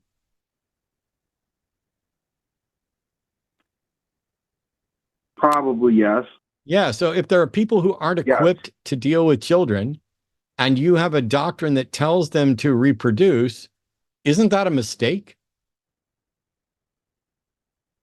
I think for the greater good, it's probably a good thing, but on the individual level, for that organism, I think that the organism from like evolutionary perspective should want to, it's good for their genes, like. So whether it's for better or for worse. No. So are there people who genetically should not be reproducing as well? Because it's bad for the health of society? Sure. Yeah. Like if you have a genetic defect and your religion tells you to procreate, even if you don't actually have a desire to procreate, isn't that a bad thing? It's bad for society, probably. Okay, but I don't know if it's bad. I'm sorry, I don't know how to keep asking this question. I'm going to stop continuing to ask this question and see if Justin has something to say, because the question was, what good thing do we lose if we give up religion? And you have yet to come up with anything either good or anything that is lost. That's bizarre to me. Well, I think in an irreligious society, you might be more indifferent about your genetics disappearing. Why do I care about that?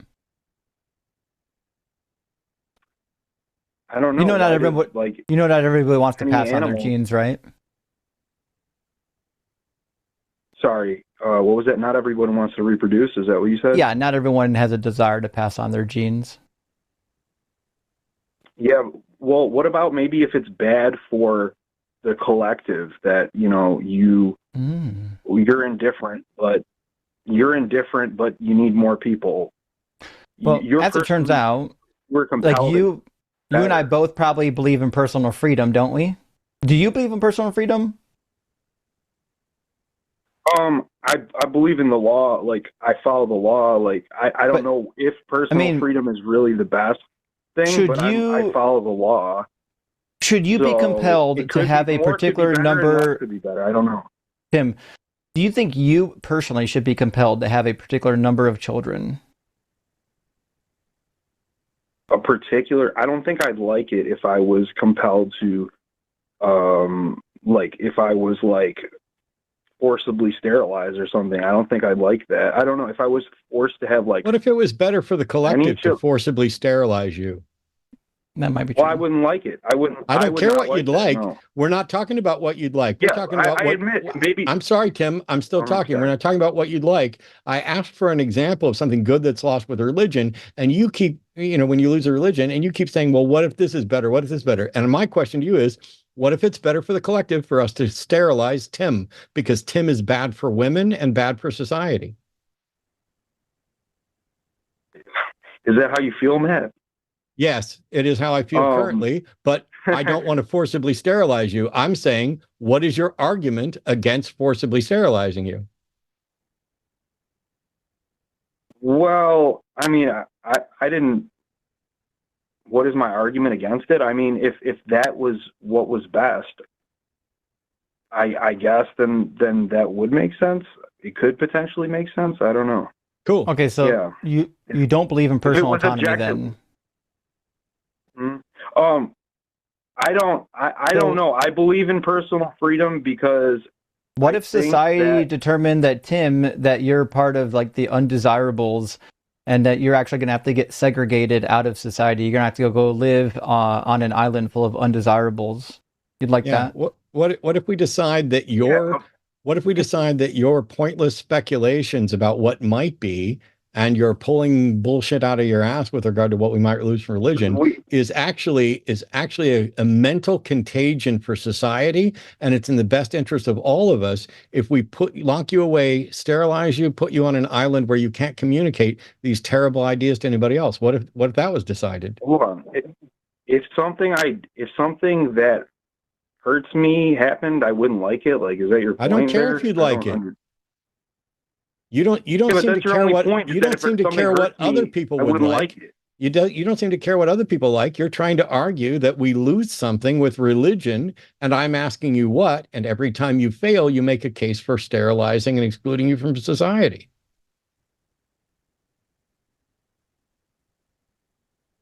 So you think that being compelled to reproduce by social means is the same as forcibly sterilizing people? That's on the same level to you? No, I didn't say those were the same at all. Is English your primary language, Tim? What do you think, Matt? I don't know. Well, you're equating them, obviously, because you're saying... No, I'm not equating them. I'm asking you examples. So here's the thing, Tim. I don't know if this is... Well, it's clearly not the first conversation you've had since you called 42 fucking times. But what you often do in these hypotheticals, when one person keeps pulling stuff out of their ass and not defending it, is you go to an extreme in order to make the point clear. That's common. It is not an actual question. I'm not actually interested, nor am I willing to support a society that would forcibly sterilize you. It's an extreme in order to make you think, but you don't seem to be able to think. I think that freedom is important, but I don't know. So I'm just curious. I'm analyzing whether, was there something to people being religious in the past that is lost now? How would you go, Tim, that's a great question. Was there something valuable to religion that we've lost? How would you go about finding the answer? Because it seems your current method of finding the answer is to sit on your own and think about it, which you are not equipped to do. Well, Western society has declined in influence and in birth rates as it's become non-religious. Well, no. So when you say this Western society has declined, maybe a decrease in birth rate, which, by the way, the birth rate fluctuates. Maybe that's not an example of decline. Maybe it's actually a good thing. So, for example, in biblical times, how long did people live pretty much on average? Well, a lot of people died in childbirth, but that's not what I asked you. Lived. Tim, why is it I can sit here and ask you a question and you never give the actual answer? Well, because that answer doesn't really give a clear picture. People died in infancy, because so it would corner me. Like third. That's the answer to your question. Is it would corner you? Just I love the question. I love how instead of answering the question, you answer something else. And when I ask you why you won't, you presume to know what the answer would or wouldn't say. And that's a demonstration that you are not someone who is open to thinking and not someone who is open to evaluating evidence to consider when they're wrong. You're someone who's reached a conclusion. And when I ask you the questions that would expose the problems with your conclusion, you go into defensive mode and say, well, that question wouldn't have got us any information. The reality is that up until science and medicine made significant progress, lifespans were in the 30 to 40 to 50 range, whereas now they are in the 70 to 80 to 90 range.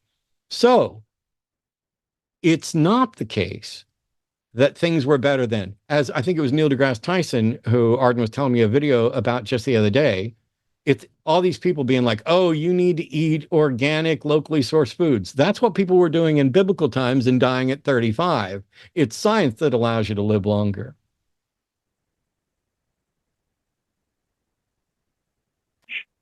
Sure, but the 1800s, they were living with all that 30 to 40, but they were having not 4 kids, they were having 7 kids.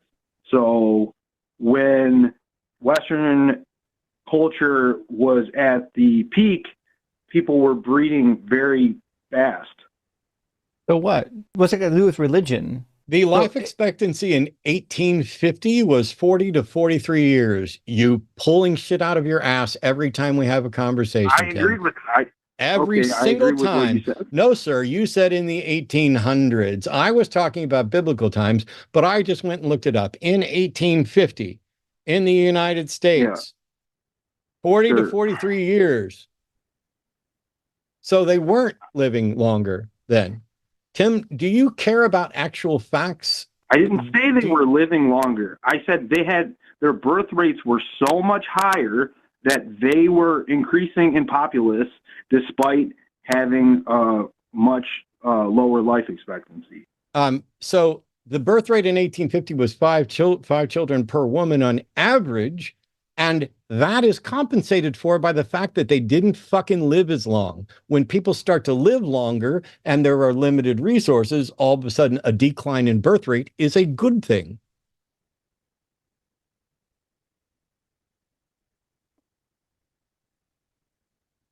Matt, I think we might want to consider that we've been cooked, that we did lose something important from Christianity, and that is Christianity, as we've covered, teaches you to not get married and have children, according to Jesus and Paul.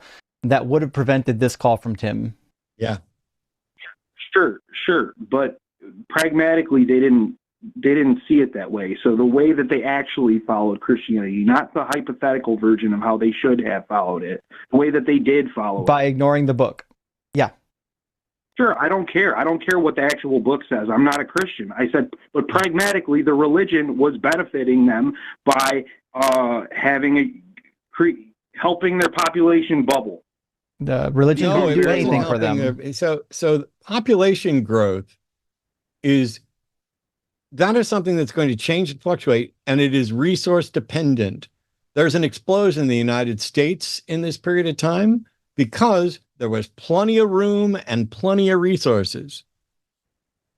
There's been a decline because people are living longer, which makes the resource ratio change. But nothing about this has anything to do with whether or not the Bible was right to encourage people, as you said previously in this call, to be fruitful and multiply.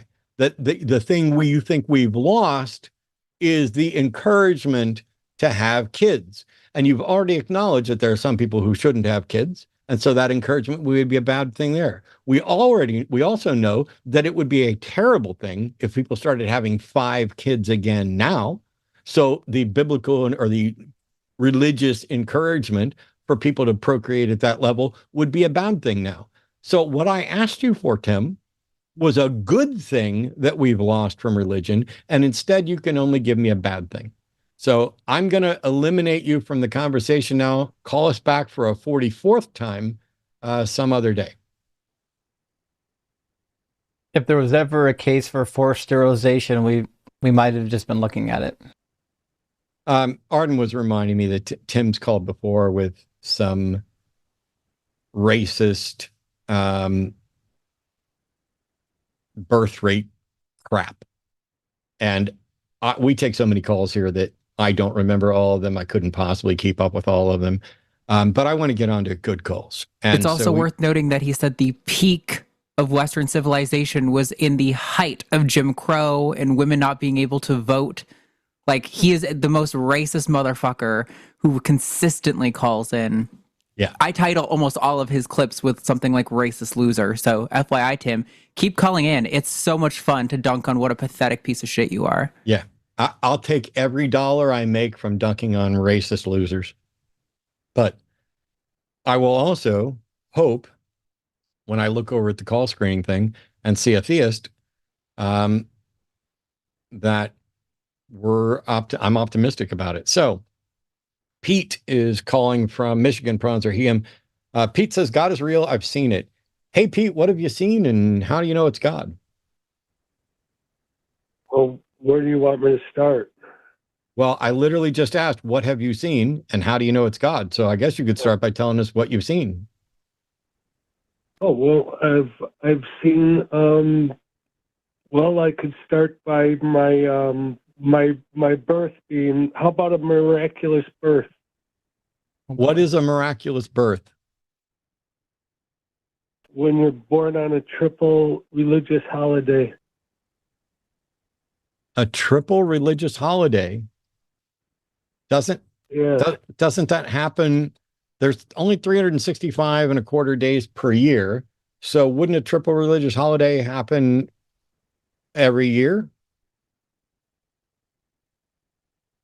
Or some of them like every 20 years? It depends on what type of religious holiday. It was the December 25th, 6th day of Hanukkah, 1st day of Ramadan. Okay. 1965 under the star Ikea. How many people were born that particular day? A whole lot of people. Cool. What makes it miraculous if a whole lot of people were born that day? Because it was on a triple religious holiday with the star Ikea. What year? Head. That was in 1965. Okay. December 25th, 1965. Yeah, it was 1st day of Ramadan, okay. 6th day of Hanukkah. What makes that a miracle? It would be the 7th day. It doesn't make it a miracle, but it makes it profound. I'm sorry. I'm sorry, Pete. But you said you said you've seen God, and I asked you what have you seen and how do you know it was God? And you said you could start with a miraculous birthday. So I'm using your words, and now you're saying it's not a miraculous birthday. No, I am. I'm saying it was a miraculous birthday. There's no doubt about it. Well, okay. There's plenty of doubt about it. I'm literally doubting it, and I'm asking you what makes it miraculous, and you just said it doesn't make it miraculous. It makes it profound. So what's miraculous about it? So Pete, what's miraculous about your birth? Pete, listen. What's miraculous about your birth, and how does it mean that you've seen God? Well, then we're going to have to talk, about 60 years of profound incidents. I don't have that much time, Pete. I need you to answer the question that I've asked now. You were born. Well, that's what I'm you were saying. born. You were born December 25th, 1965. Correct? Yeah. You consider that day profound or possibly miraculous, right? Yeah, it was on the first day of Ramadan. No, I don't need you to tell me. Pete, I swear to the God that you think is real and miraculous, I never need you to tell me again that it was the first day of Ramadan. Do not give a fuck. I'm asking you how this demonstrates. I'm sorry, I'm still talking, Pete. I'm asking you how your birth, along with the birth of all the other people on December 25th, 1965, in any way demonstrates God, because you called in to say God is real. You've seen it. I said, what have you seen and how do you know it's God? And you started with this. So tell me how your birth demonstrates God. Differently from the people that were born on the day I was born, right? And this is how it will demonstrate that it's different. Is on September 14th, 2007, I die and come back to life on September 14th, which is the second day of Ramadan, and then it is the day of the cross and the second day of Rosh Hashanah. And that's how I differ from it. So these dates are hitting, and these dates that are filled with religious meaning, deep religious meaning, about what is and what is to come. You know, I mean, this is a true story I'm telling you. So, I mean, I think it points to a God.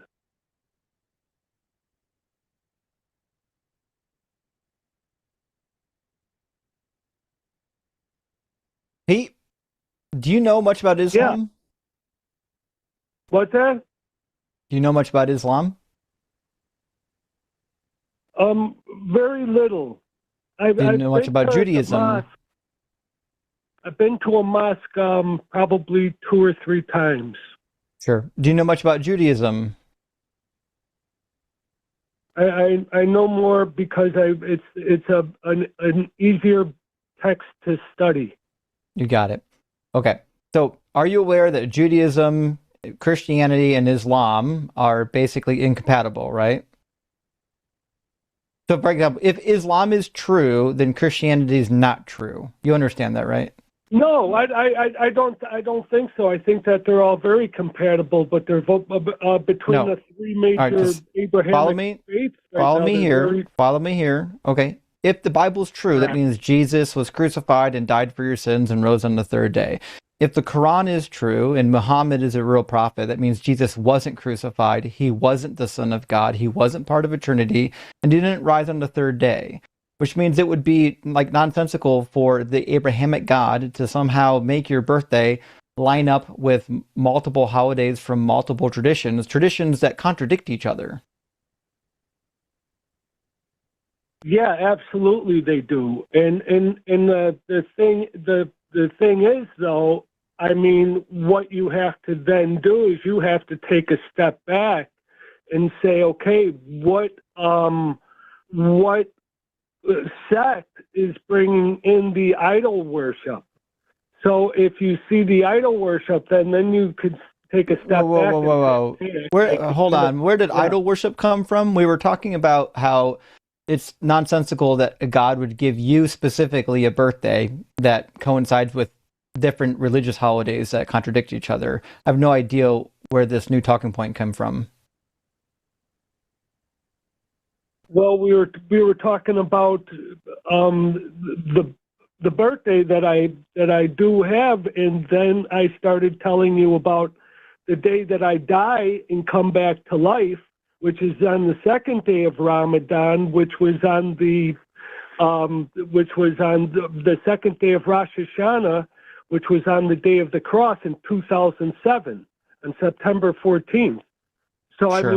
I mean, I have a story that is different than the other people that were born on that day that still goes into eschatology of the faiths today, which are the Abrahamic faiths. Right, but what I'm saying is, how can I not pay most attention to those Abrahamic faiths? Right, but give me a second to help you understand, Pete. The 3 Abrahamic religions, Judaism, Christianity, and Islam are all three contradictory. Only one of them can be true. All of them can be false. So it wouldn't make sense for a God to line up your birthday on a holiday of only maybe one true religion and then two false religions. How would that be relevant to anything? Well, he not only was I born on those days, but I die and come back on very relevant days also. So the thing is what he's trying to, what I think, I'm going to just say Hashem, just as the name. That's his name. Boy. Like the name Hashem, whatever you want to call him, that's the name to me. The name, that's it. Technically Yahweh. We don't have to worry about that. Pete, I don't want to belabor the call past what was necessary. I'm do my best to keep it on track if we can. Hold on. I'm telling you that Hashem, then in the end, he's saying that there are two false religions in it. There's two false ones. And the bottom line is why we're going through everything we're going through now and what's happening to us now are there is that only we two are false ones? to revisit the Torah. We're to revisit the Torah, all of us. Okay, Pete, we might actually now revisit the Torah. Pete, hold on. We're almost at a point where you and I can do something. So we agree that all three of these religions can't be true. You think your experience is demonstrating that one of them is true. Which one of them do you think is true? I would have to say to at least get to the most truthful portion of what of who we come from, we would have to make it back to the Torah. We would have to all go through the lens of where we're at, through the lens of the Quran, through the lens of the Gospels, through the lens of the Kabbalah, through the lens of the whatever, and we all have to focus back on the Torah. We all have to go back to the Torah, which is our foundation. Just to clarify, do you mean the Hebrew Bible when you say Torah? Because typically the Torah is only the first 5 books. No, I just mean the first 5 books. And then anything that we play with after that, you know what I mean? You're going to be working out from there, you know. So do you believe that the Torah is true? Because if you believe that the Torah is true, I've got some concerns. I believe that this is the time of in the life of mankind itself to where we are walking still with Hashem. And we are looking back at some of the stories of the Torah and saying, okay, like Noah's Ark. I mean, hey Pete, but who knows? Maybe Noah's. What's that? Pete. Yeah. I genuinely just want to get some good information on this call. So please pay attention to what Justin is asking you and try to answer that, because it's I'm not saying it's your fault, but you're meandering because Justin's asking specific questions to try to get some clarity here, and you're answering different questions. And so I appreciate the fact that you said we need to get back to the Torah, and that by that you mean the first 5 books. But you think this is what Hashem wants and is trying to tell you. Justin has specific questions about that might make it clear to us and might give some clarity to you. So I just try and be a little more specific when he asks something. So my question is, I'll do my best. It doesn't require much other than a yes or no, which is, do you think that the Torah is true in all that it says?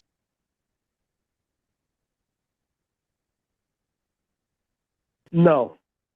Okay. So if the Torah is not true in all that it says, what method can we utilize to determine which parts are true? And why should we trust it if we know it says things that are untrue?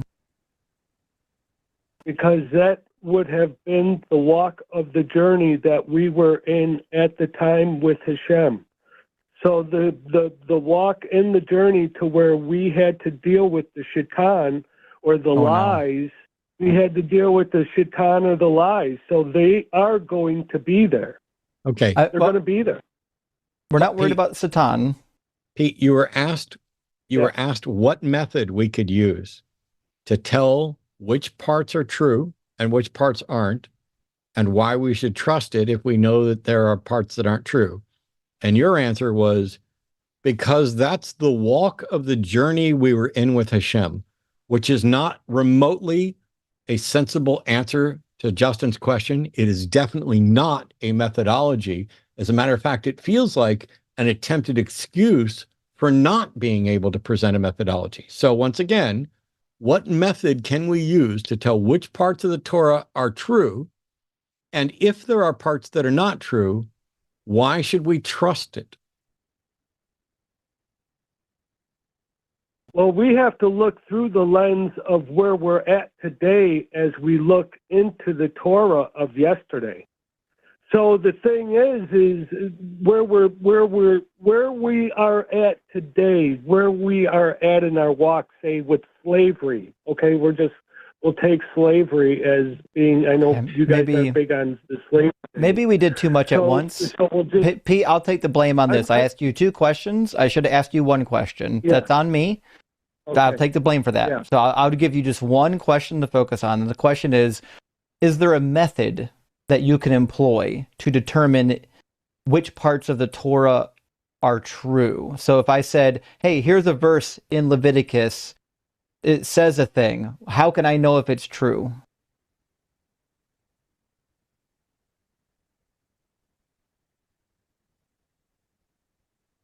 I just go with it. That's how I would say to do it, is you just go with it. You just say something, it's just something. We can't go there, with it because in Deuteronomy 22, it says that women must bleed on their first intercourse, or else it is indicating that they're not virgins, and then you get to stone them to death. But we know that only about 43% of women bleed their first time doing the deed. So that can't be good advice to follow. We also have all kinds of other advice in the Torah that doesn't make a whole lot of sense either. Like it says rock badgers and rabbits both chew cud. We know that they don't chew cud. Genesis says that Jacob mated some animals in front of a striped pole, and they gave striped offspring because of this. That doesn't work either, right? So why are we trusting the book? Because that was where we were at with the God at the time, with Hashem at the time. I mean, when we're looking at the whole how we treated people in slaves, that was whole society at the time. So the laws that had to be made had to equal in the walk of humanity itself. The problem that you've got is that the Torah says to follow these laws forever, right? So I think what you're attempting to do, and I'm not trying to overtalk you, but I just want to make sure we keep this linear. What you're attempting to suggest is that this is how God chose to deal with them back then, but it's not how he's dealing with people in later times. But if you read the Torah, that's not true. In the Torah, this law is instituted forever. Deuteronomy 29:29 says the secret things belong to the Lord, but the revealed things belong to us and our children forever to observe all the words of this law. And then in the rest of the Hebrew Bible, God punishes them for not following every single stipulation in the law code. And in Deuteronomy 30, in the Messianic age, the final age, it says that when God circumcises the hearts of the people, it says, then you shall again obey the Lord, observing all of his commandments that I'm commanding you today, Deuteronomy 38. So what that means is that this law code isn't temporary. This isn't like a temporary thing where God's like, hey, you need this now, but you might not need it later. God said to follow this thing forever, which means this is basically a useless law code. I would say you hit it on the head. No. Well, then we end with a point of violent agreement, and I don't see a need to carry this on any further. Does it really matter that it's still on the books? Does it really matter? Yeah, because people believe it. Pete, it could still be on the books, but you could say, no, we don't do that anymore. And that's what it's Okay. all. That's what it's all about right now. It's Pete, about Pete, we need to turn Pete, back into the Pete, Torah. We need to Pete, look into this. Pete, All the Pete, religions of Abraham. Pete. And what? Hey, Pete. Does the Bible say, "I am the Lord thy God; thou shalt have no other gods before me"? That's why I don't believe in Jesus. I asked a yes or no fucking question. Yeah. Okay. Yeah. Cool. We don't do that anymore.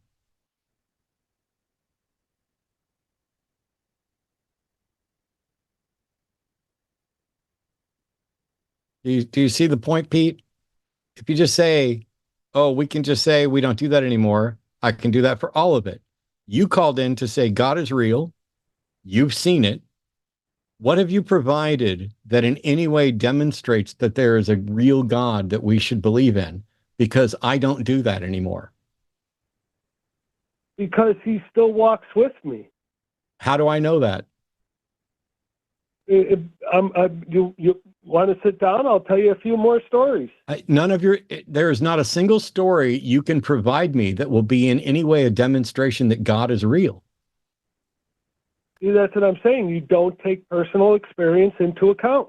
No, that's not true. I'm saying I do consider Yes, personal. Okay, you're a fucking liar. I do take personal experience into account, but your personal experience isn't sufficient to prove that there's a God or something supernatural. You need something other than that to demonstrate it to me.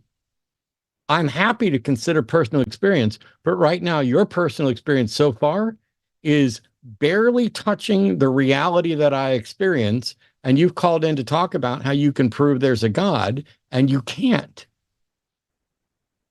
All right, you want to use skull and bones?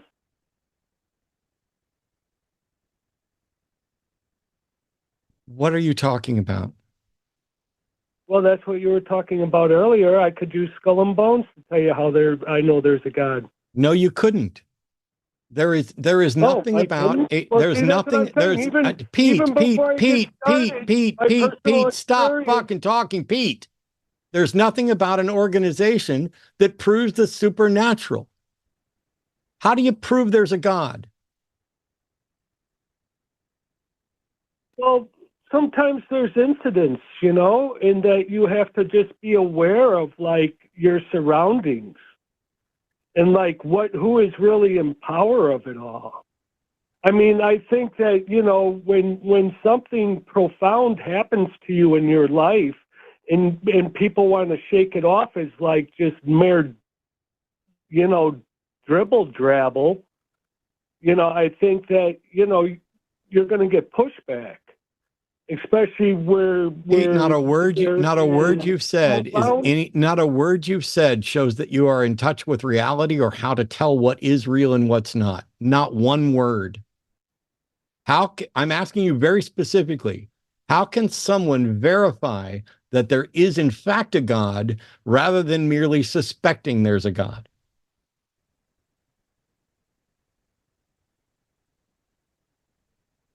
All right, here's the story. You want me to tell you the story? No, I want you to answer my question. Stories don't answer questions. I'm asking you, how can someone verify that a God is real? Well, if I tell you my personal story on what happened, then you can verify it, and then you would know. No, I can't. I cannot verify the details of your personal story, and nothing about your personal story would verify that there's a God. Yes, there would, because it was in the news. All right. How long will it take you to tell me your story? 2 minutes, maybe a minute. Okay. Just be quick. I'm going to give you 2 minutes to tell your story. I'm going to take notes, and I'm going to warn you now that when your story turns out to be absolutely nothing that can in any way demonstrate the truth of the supernatural and that there is a God, I'm going to be a dick about it. Are you prepared for that? Yeah, you could go ahead and lay into me. Cool. I'm going to give me just a second. Give me just a second. Give me just a second, because I'm going to start the clock.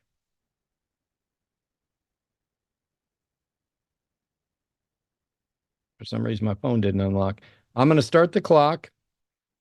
You have a 2-minute timer. And I'm going to stick to this. If you're not done in 2 minutes, too bad. You ready? Yep. Go.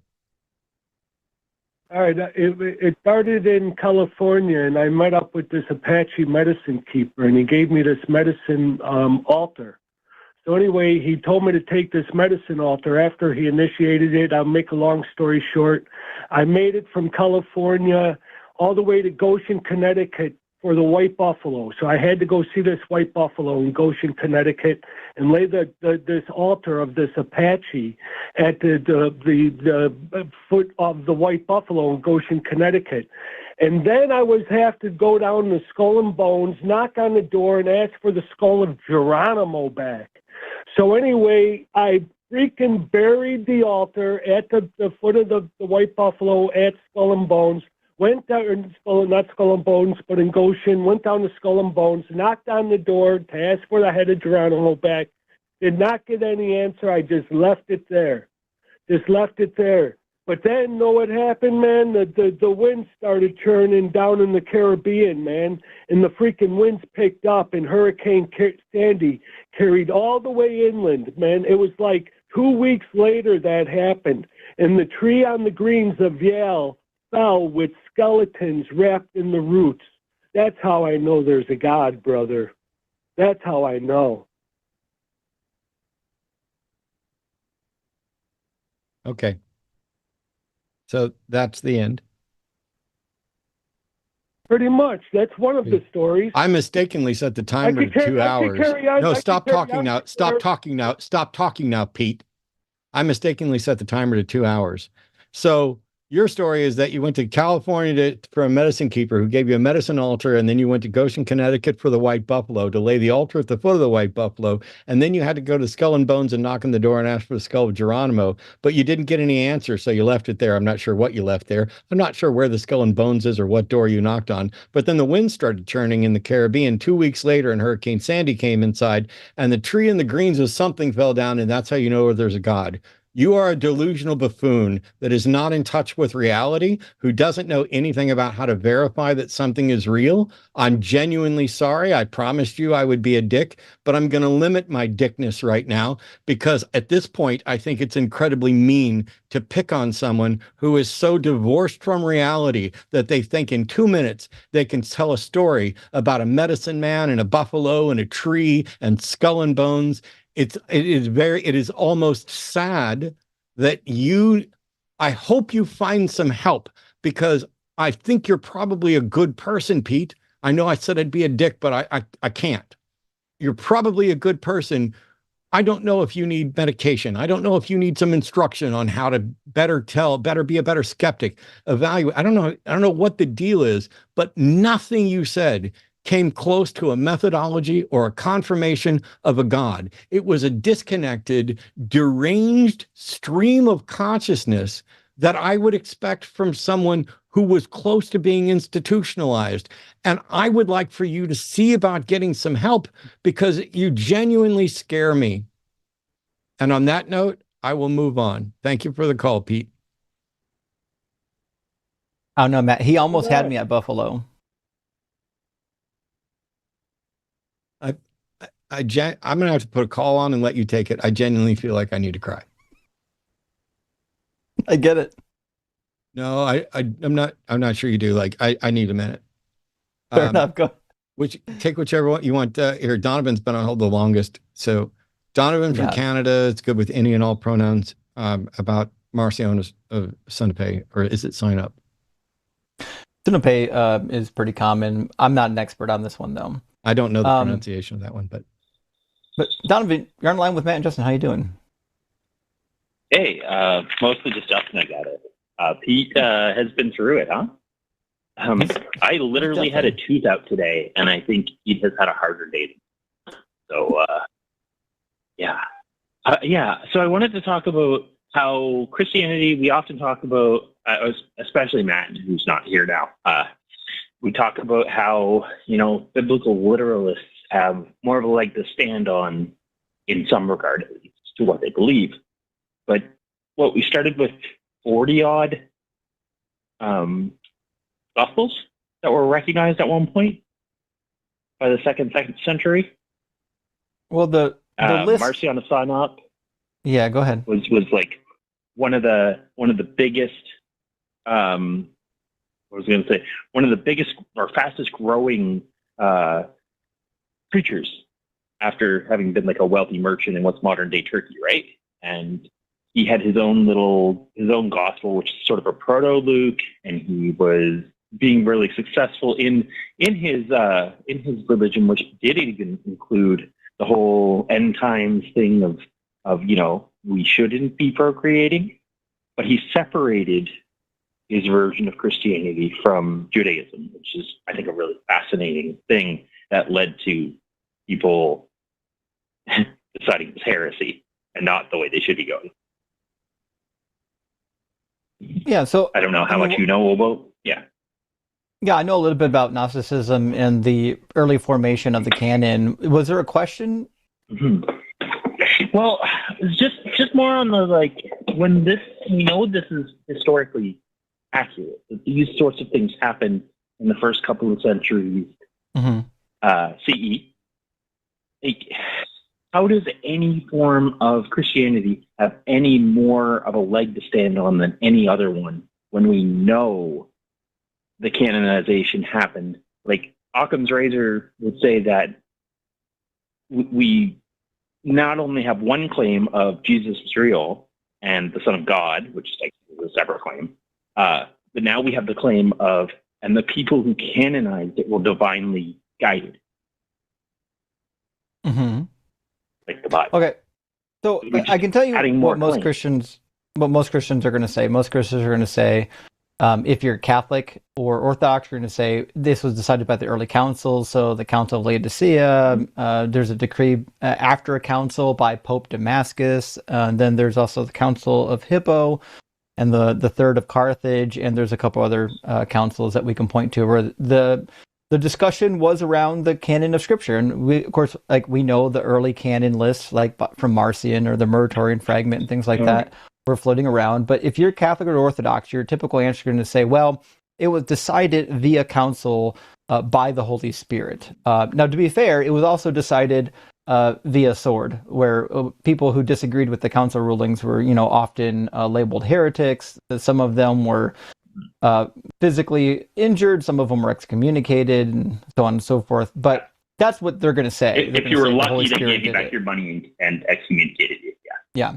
And I would say the Catholics, by and large, have done a pretty good job of early on showing that they also believe in the Apocrypha. They went really early to close up their canon. So as soon as Constantine takes charge, there's an immediate movement to close the canon and get an official list so that they can unite the kingdom.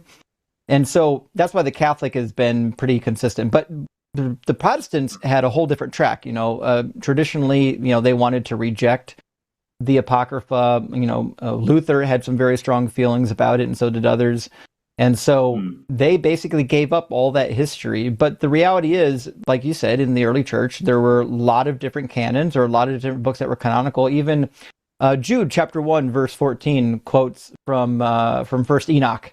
It's a direct quotation for First Enoch, and he even calls Enoch a prophecy. So we know for sure that the early Christian church had a different canon than what our traditional Jewish canon was today. The Jewish canon didn't really get really settled until after the school of Jamnia kind of decided what it was going to be, even though there were some unofficial lists prior to that people were talking about. So, I mean, the reality is no Christian really can do anything to say my canon is the official canon.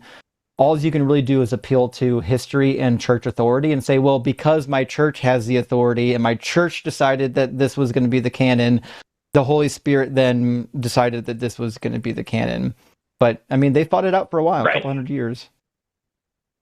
And like you say, though, there's a lot of, trial by sword. A lot of decisions were made by who had the power, who had favor with who, which kings liked which version of the story. Mm-hmm.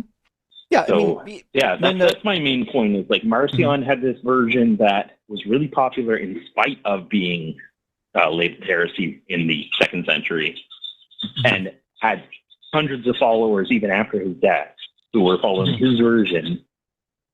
And like all these other versions of Christianity, all these schisms and fragmentations and tens of thousands of denominations exist now, and no one of them has any, like you say, any real evidence, any claim to being more rational or reasonable than any other.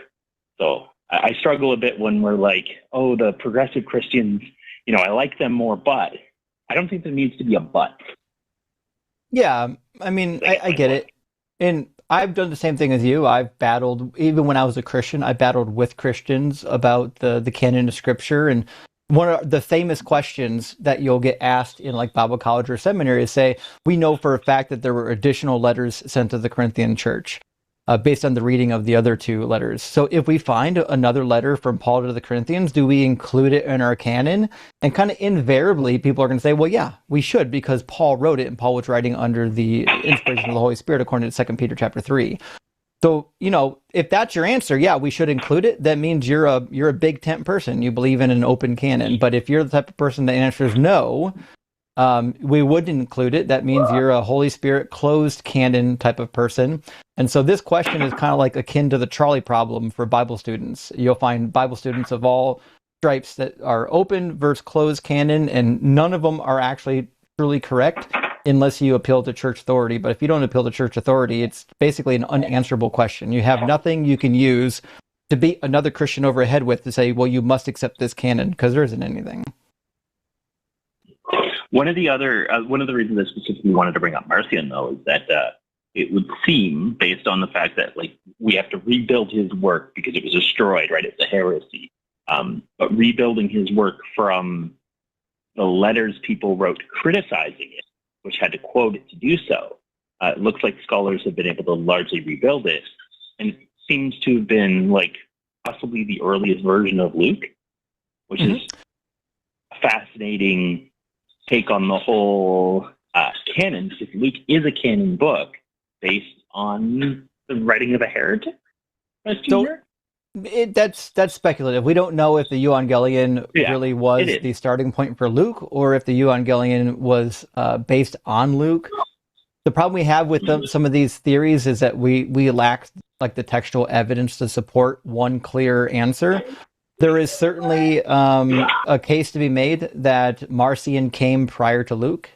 There's certainly a case to be made that Luke came prior to Marcion, and scholars are battling it out. So that's not something I would spend a whole lot of time on. I think it's a very ambiguous. You're not going to find any clear answers to it. And while it is interesting, I think we would definitely want to shy away from making definitive claims like Luke was based on the Gospel of Marcion. But it certainly is interesting. There's a couple guys that have done work on this recently, Matt and Jaron from Christ Before Jesus. They wrote a little bit about this in their latest book, and there's a couple other scholars that are now talking about it right now. So it is now in public dialogue. But I don't know if there's a good, like, if we have a whole lot of scholars in dialogue about it, but maybe in another 10 years, we'll have a scholarly consensus on this particular matter, or hell, maybe we'll discover new evidence that could point one way or another. But I agree, it's interesting. Yeah, and it leads to questions, right? It leads to, you mentioned big tent, small tent. Does it not cast, if hypothetically, we proved that Marcion did come first, and Luke was based on that, but it's in the canon, doesn't that add some doubt on the small tent types? I don't know. I mean, to be fair, if you can demonstrate that Marcion influenced writing of Luke, it might convert some people from small tent to big tent, but I think the deciding factor on your small tent is based on the Holy Spirit, not based on history. So I don't think it would matter that much, because the people who believe that the Holy Spirit has closed the canon wouldn't include any additional writings. You could find writing from Jesus tomorrow and they wouldn't want to include it because the Holy Spirit has already decided what was Scripture. So I think that's kind of the difficulty some weird there. Joe Smith from America. Yeah. Fair enough. Yeah, it's all, and I know that everybody sort of has their own biases with this, and I'm as a person who's been a lifelong atheist, I am just a hobbyist who finds this stuff interesting to read about, and I find that it maybe helps when it comes to trying to discuss with Christians why their beliefs aren't necessarily founded, because most of them don't even know the Bible, let alone the history of the Bible.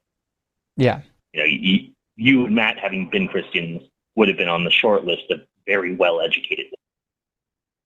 Well, I'm not. I am self-educated and just to the point. So I'm actually doing it. There's a video that'll be coming out before long talking about how much of the Bible do you really need to know? Because, so for example, I've got a number of great co-hosts in addition to Justin, who've been on, who know way more about all this stuff than I do. So when it comes to someone like Marcion or whatever, I tend to think of it in terms of my Southern Baptist upbringing, which is Marcion isn't relevant. I don't care about that. I have the inner witness of the Holy Spirit. I have a connection with Jesus, and I have God's promise that he will preserve his word and it won't come back void. And that means that no matter what may have influenced Luke, whether it was Marcion or not, that's right. And what I have is right. And even though now I know, much more about the history of this, and I don't have that same default assumption that, whatever version of the Bible I got is right. I don't get to make that assumption anymore. My mom and dad still do. The people I knew still do. The Christians who don't care about the intellectual history and what they're finding, they still have that. And moreover, I also believed that there was an enemy, and that enemy was actively trying to deceive us. And that meant that these good, fine biblical scholars, including ones who were Christian, who go out and research the history, and they come up and they give this information, that if they are saying anything at all that contradicts the gospel that I was taught, it's Satan trying to deceive me. And I don't know how. I don't think there's any sort of intellectual exercise. Like, and don't get me wrong, I love the stuff you guys are talking about. I've spent time on this too. Don't know it nearly well enough, because I kind of got to the point where I said, I don't need to know it any better, because it's not helping me. It's not going to help me reach the people in my church. It's not going to help me reach the people, the average person in the pew that doesn't know anything about the history of the church and just knows, I believe Jesus. It's not going to help me reach the queer-friendly church that is providing cover for the queer-hating church.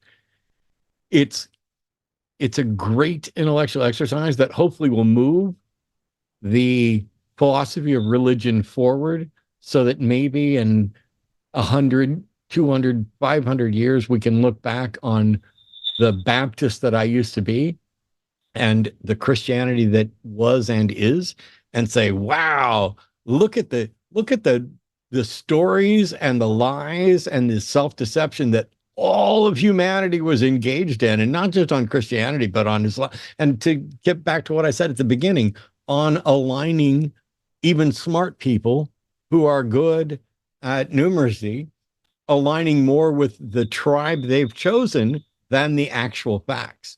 So to me, the facts are what should change people's minds. And so I love the fact that we're talking about it. But I got bad news for everybody. They don't change minds as often as they should.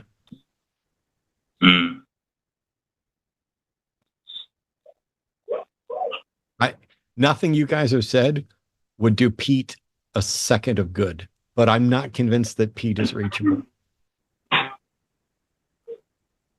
Pete actually reminds me of my late mother-in-law a lot, and it would have been hard to reach her. I shouldn't have mentioned Pete. Let's skip past Pete. No, fair. Thank you. I don't want to bully anyone. Yeah, he meant well, but when you're deep in the sauce, it's hard to get him out.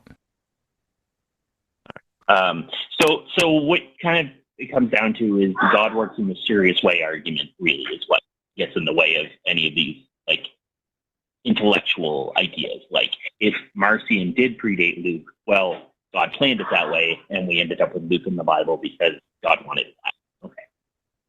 Fair enough. That's how they're going to argue it, or something to that effect. Yeah. I missed part of it while I was away. Has anybody suggested that Marcion might be the actual author? Yeah, it's a potential. It might not be, but it's on the table. I just didn't know if you guys had discussed that, because I was away going to the restroom. Yeah, and it's a really cool theory too. But and there's even a theory too. Like, so Marcion also had an early copy of Galatians, and there's a theory that it might even be earlier than First Thessalonians, which is traditionally the earliest of the epistles. But if it is referring to a different Galatia, a southern Galatia, rather than the northern Galatia, it's actually possible that it could be part of the either the earliest or close to the earliest epistle. But I personally don't. I agree with the scholars. I don't think it is the earliest. I think it is something that Marcion had because it was early, but not because it was the earliest. I don't think that Marcion was inventing text. I don't think he invented the epistle, and I don't think he invented Luke. But I do think he was using Luke to kind of stylize his gospel. But then again, I could never prove it one way or another. You know, this is all speculation. Right. We might be doing two different things. How early do you date Galatians? So typically Galatians is like 48 to 52-ish, but you can get later than that. Yeah, no, I thought you were saying, were you saying that Marcion had a copy that somebody suspected was earlier than the that's what I'm saying. So Marcion had a copy of Galatians that was early, like from a manuscript point of view, but it's hard to know if he was reconstructing Paul's gospel or if this was a false epistle.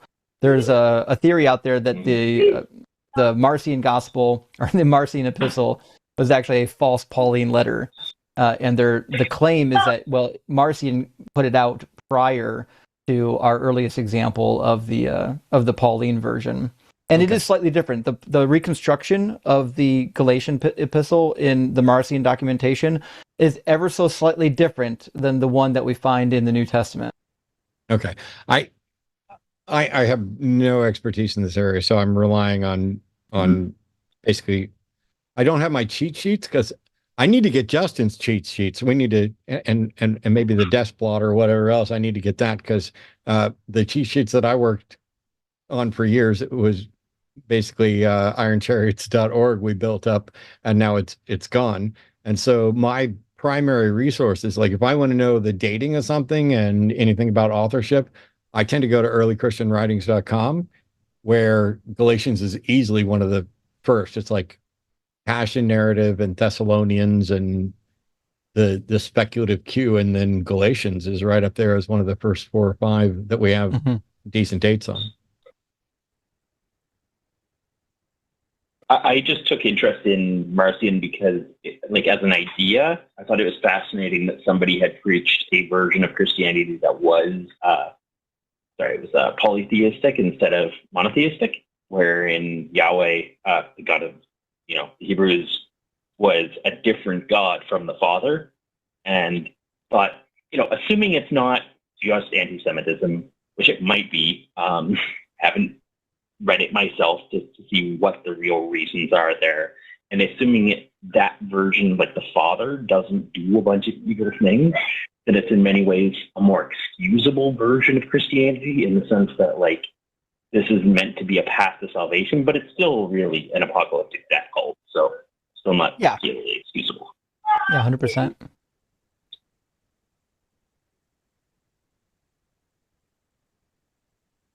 Anyway, that's really all I had on this. I just thought it was interesting stuff and would love to pick both your brains on it, and I'm glad I got a chance to. So thank you. Well, you picked the right brain. It was a good time for me to walk away. Thanks, Donovan. I appreciate the call. Yeah, appreciate you having me. All right. We have one more call and then super chats.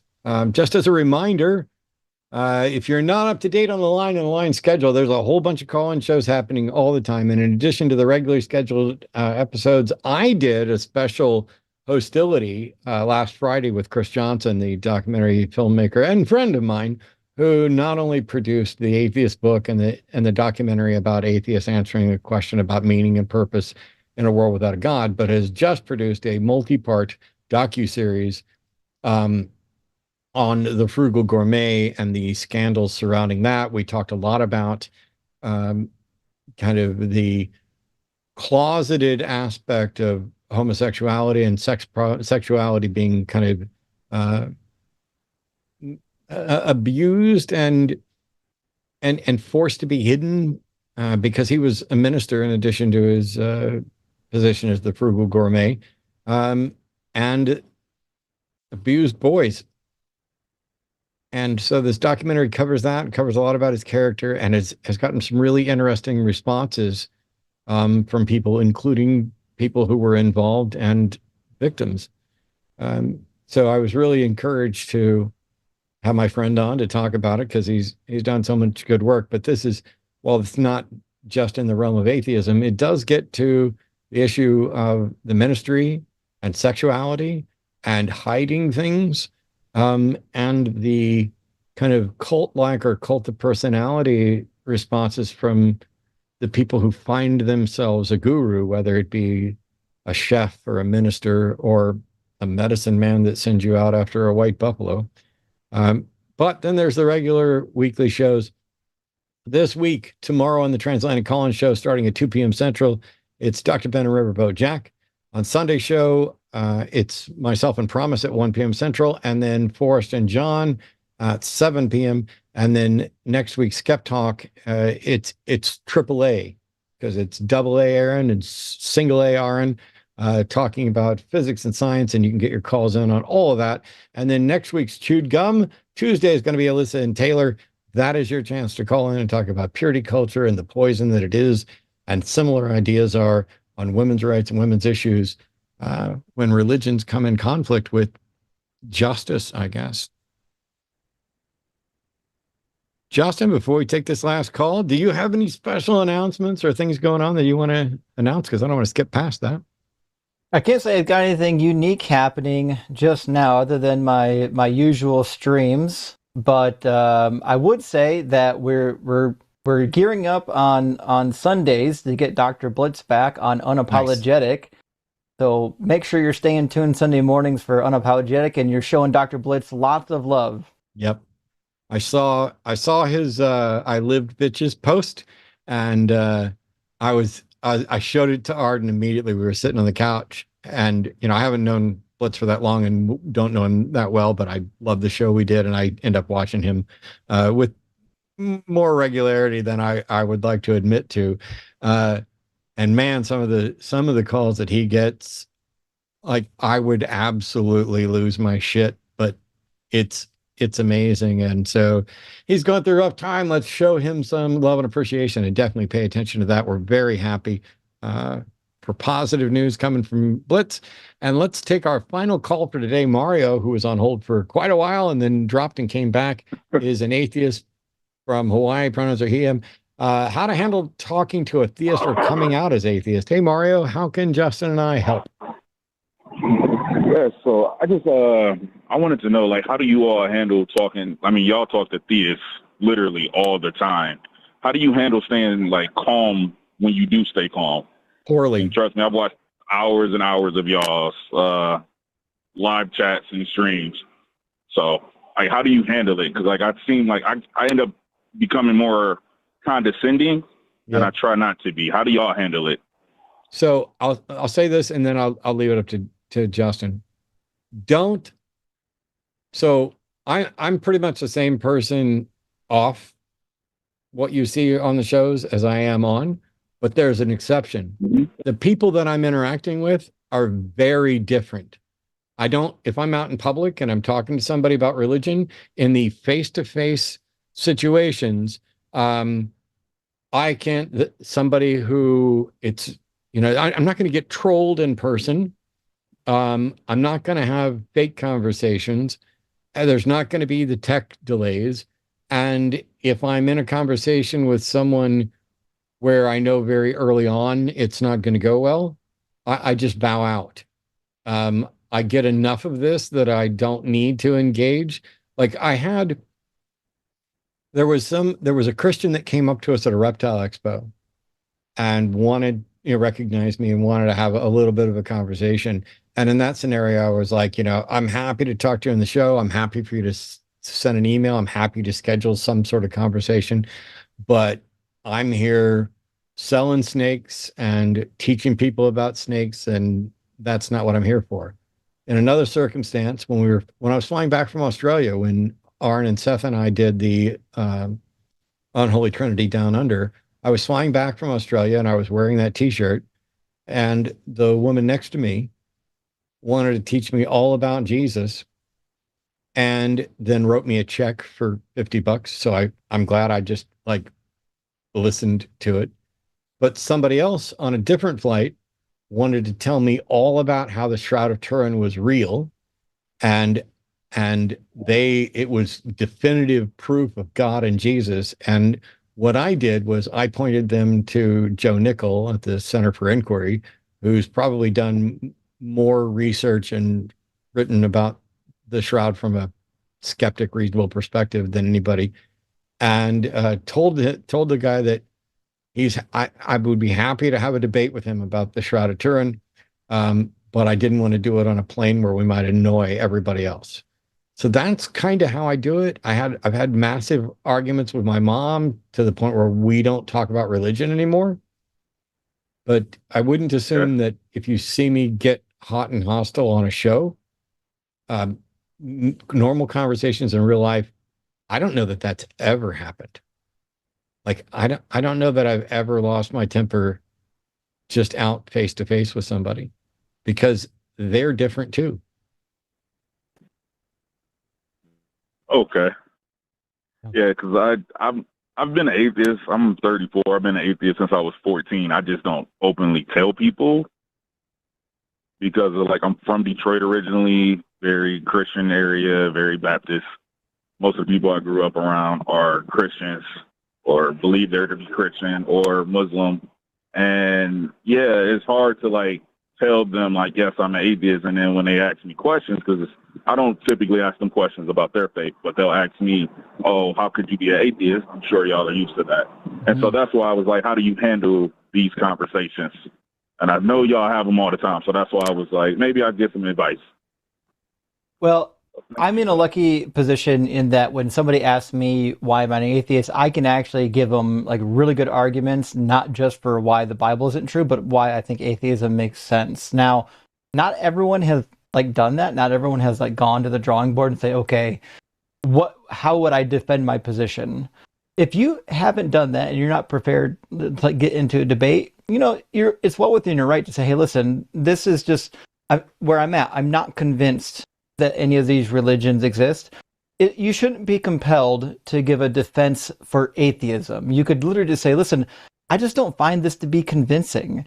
And I understand it might be convincing to you, but it's not convincing to me. So until something convinces me, I'm left with no other position than to be a non-believer. It's not necessarily that everyone gets to atheism like I did by trying to always prove my position. I'm going to take whatever position I can prove to be true. Sometimes people, they grow up and they're just I don't find that convincing. And that's the end of the story. There's nothing wrong with that. You shouldn't be compelled to defend it. And if your friends and family aren't able to accept that you're just unconvinced by the claim, then maybe, just politely ask them, said, hey, listen, I didn't choose it. I didn't decide to not believe. It just is where I'm at. If you have a problem with it, maybe you shouldn't bring it up with me anymore. Maybe you should go discuss it with somebody else. Maybe call into the line and discuss it with Matt and Justin. Okay. All right, yeah. And I know that you have cheat sheets. Is there anywhere I can find that, or is that just a your cheat sheet thing, or is there links at a Discord or something? All the just members for the contradictions, because the things that didn't compel me just didn't make sense. I think it was Joshua who stopped the sun. I have my degree in biology. I understand that if the sun stopped, I mean, we stopped spinning, stuff like that. I didn't believe in Exodus because the story just doesn't make sense to me.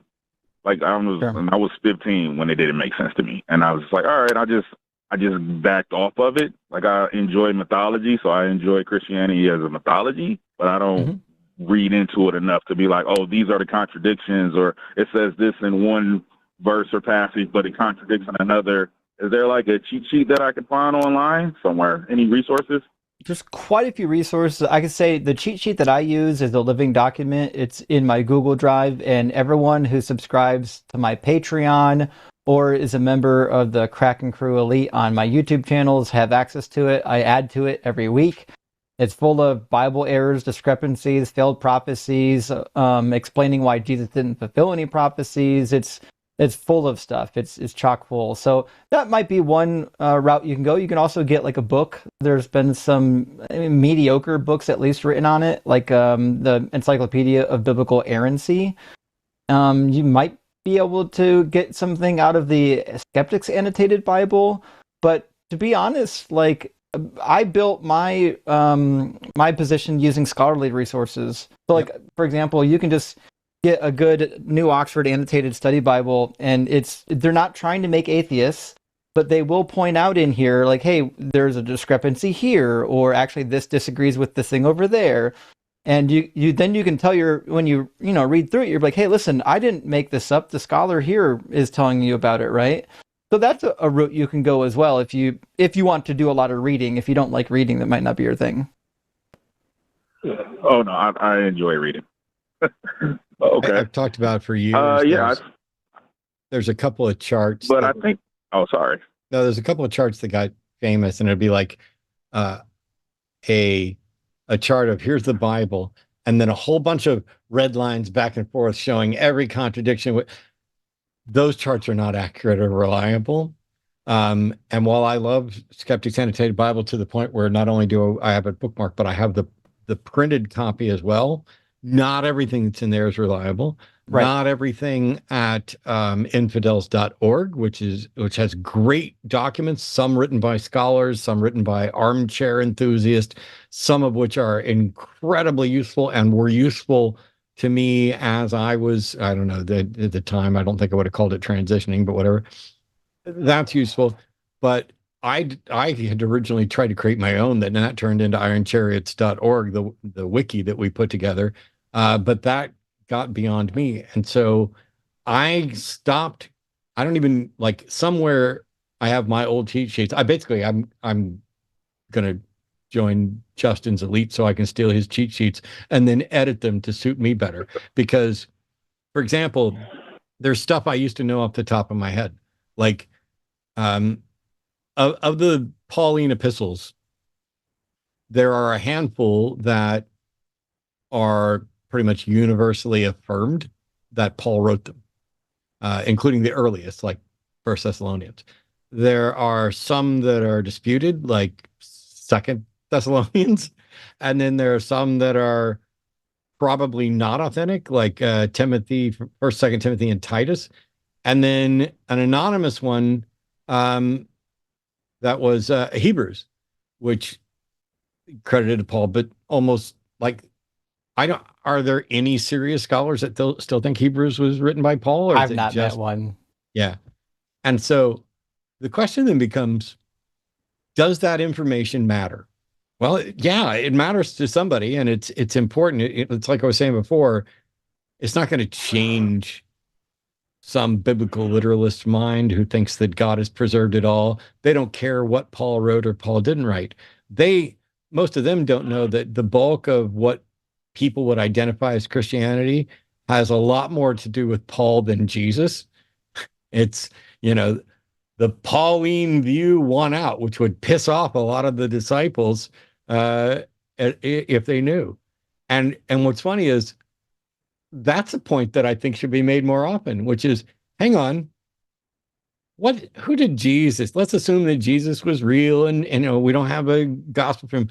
What did Jesus actually say and what did he think? And what would the disciples and Jesus think of Paul's writings?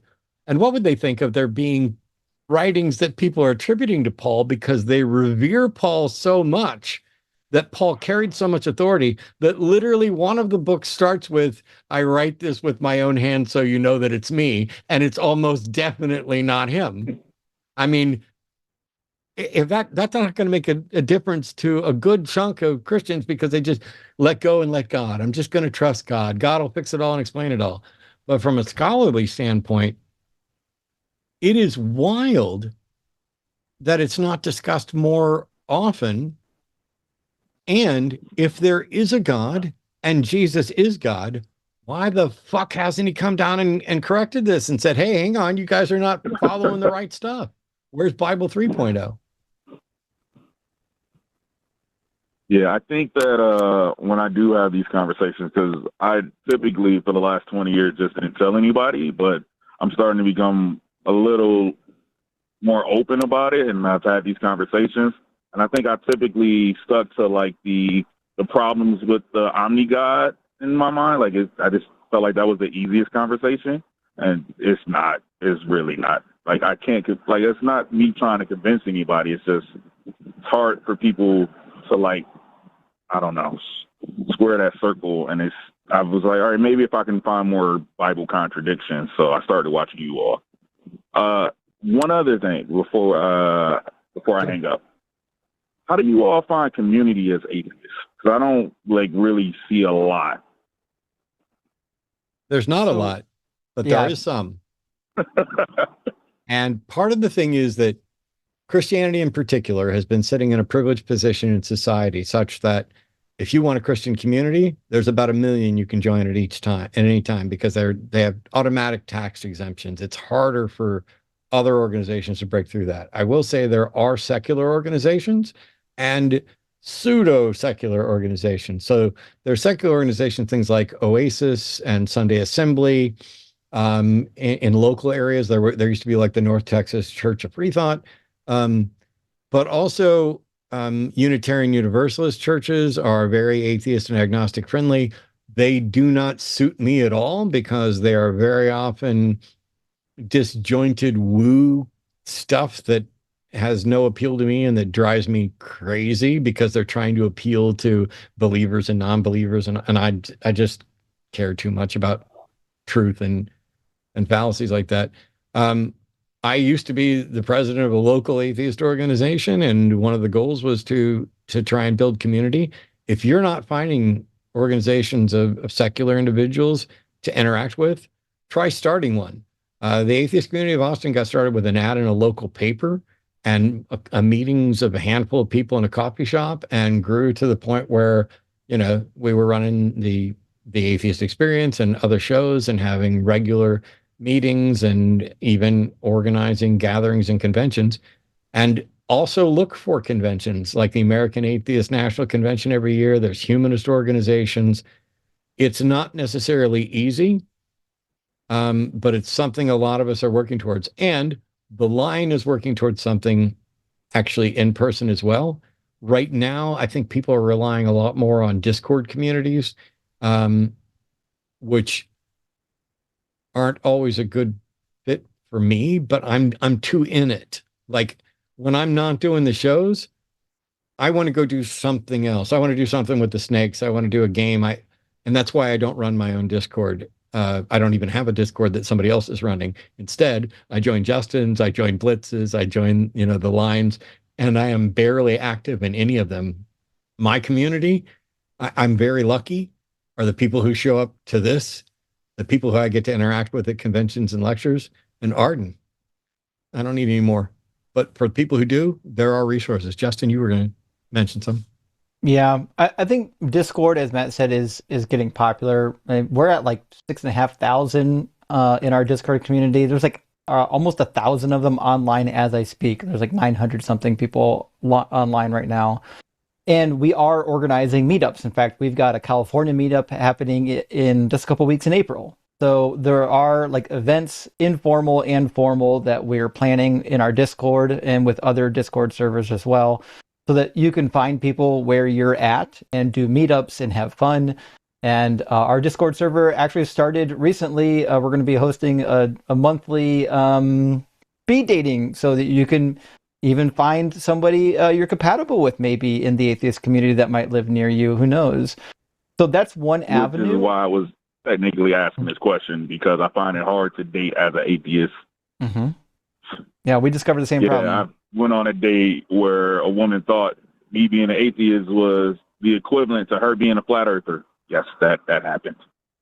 Yes. Check out the Deconstruction Junction Discord. There's a link in all of my profiles.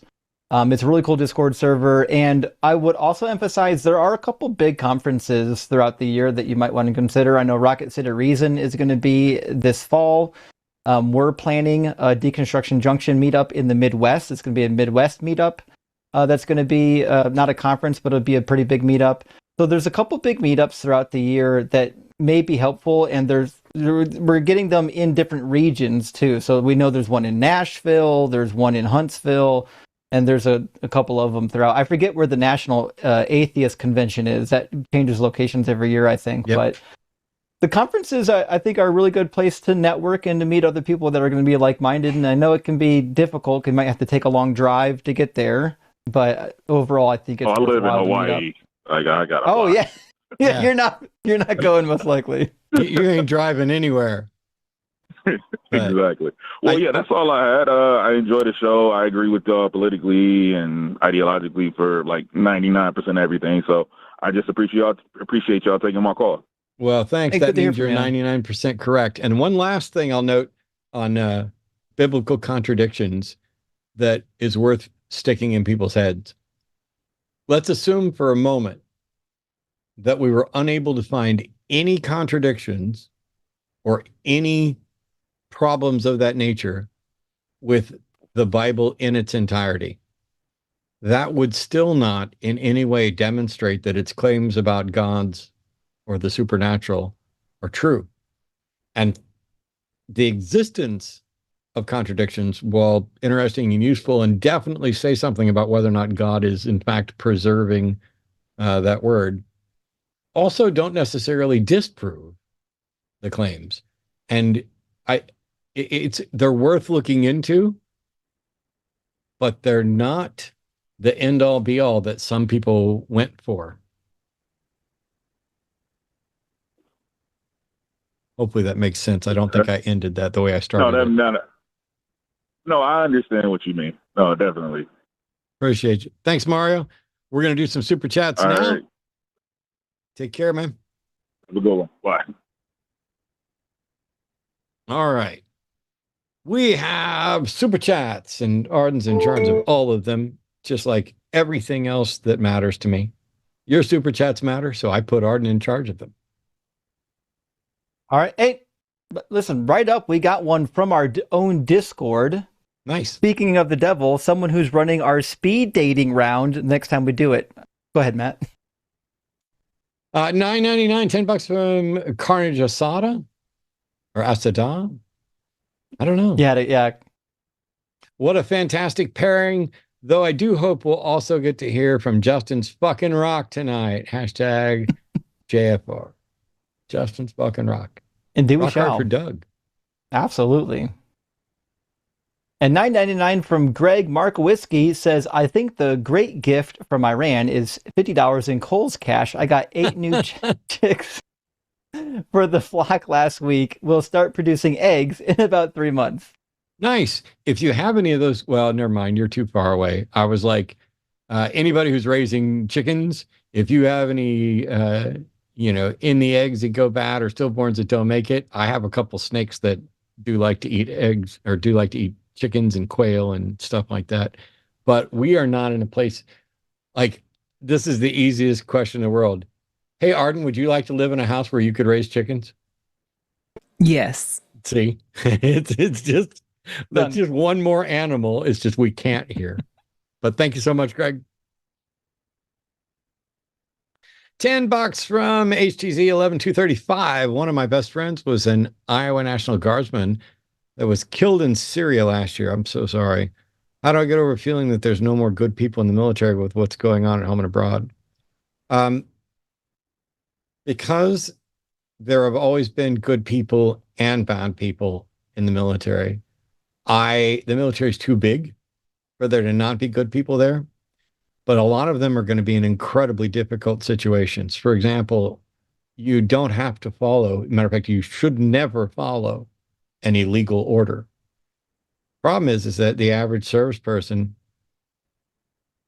isn't necessarily capable of determining on their own whether or not an order is legal or not, and not necessarily empowered to act on that. And so any refusal of an order puts you and your entire career at risk. And you're there at, which authorities are going to decide whether or not you justifiably objected to an illegal order. And if we're in a position where we don't trust the courts, if the Supreme Court is going to make our supreme leader the supreme leader, and we're not going to, adhere to precedent, it's the riskiest time ever to stand up in the military. And I'm incredibly grateful for the people who serve, but I'm even more grateful for the people who are brave enough to stand up for what's right and to call out what's not. But let's not pretend that it's an easy thing. And let's also not pretend that the people in the military have the same rights that the rest of us do. And when you think about the rights that we're all losing every single day, either directly as a matter of laws changing or indirectly by fascistic enforcement, the military is even worse off. So instead of thinking about it in terms of, are there good people left in the military, we need to be thinking what we can do to make the good people in the military have the power over the military. We've got 10 from Paul 691 to Vincent. Vincent, keep going, bro. Never stop searching for the truth. And I got to be honest, I'm a little bit tickled that he decided to call back in today, because I talked to him back in October when he called, and what a cool thing it is to see somebody making progress in real time. Yeah. I'll take 100 more calls from Vincent,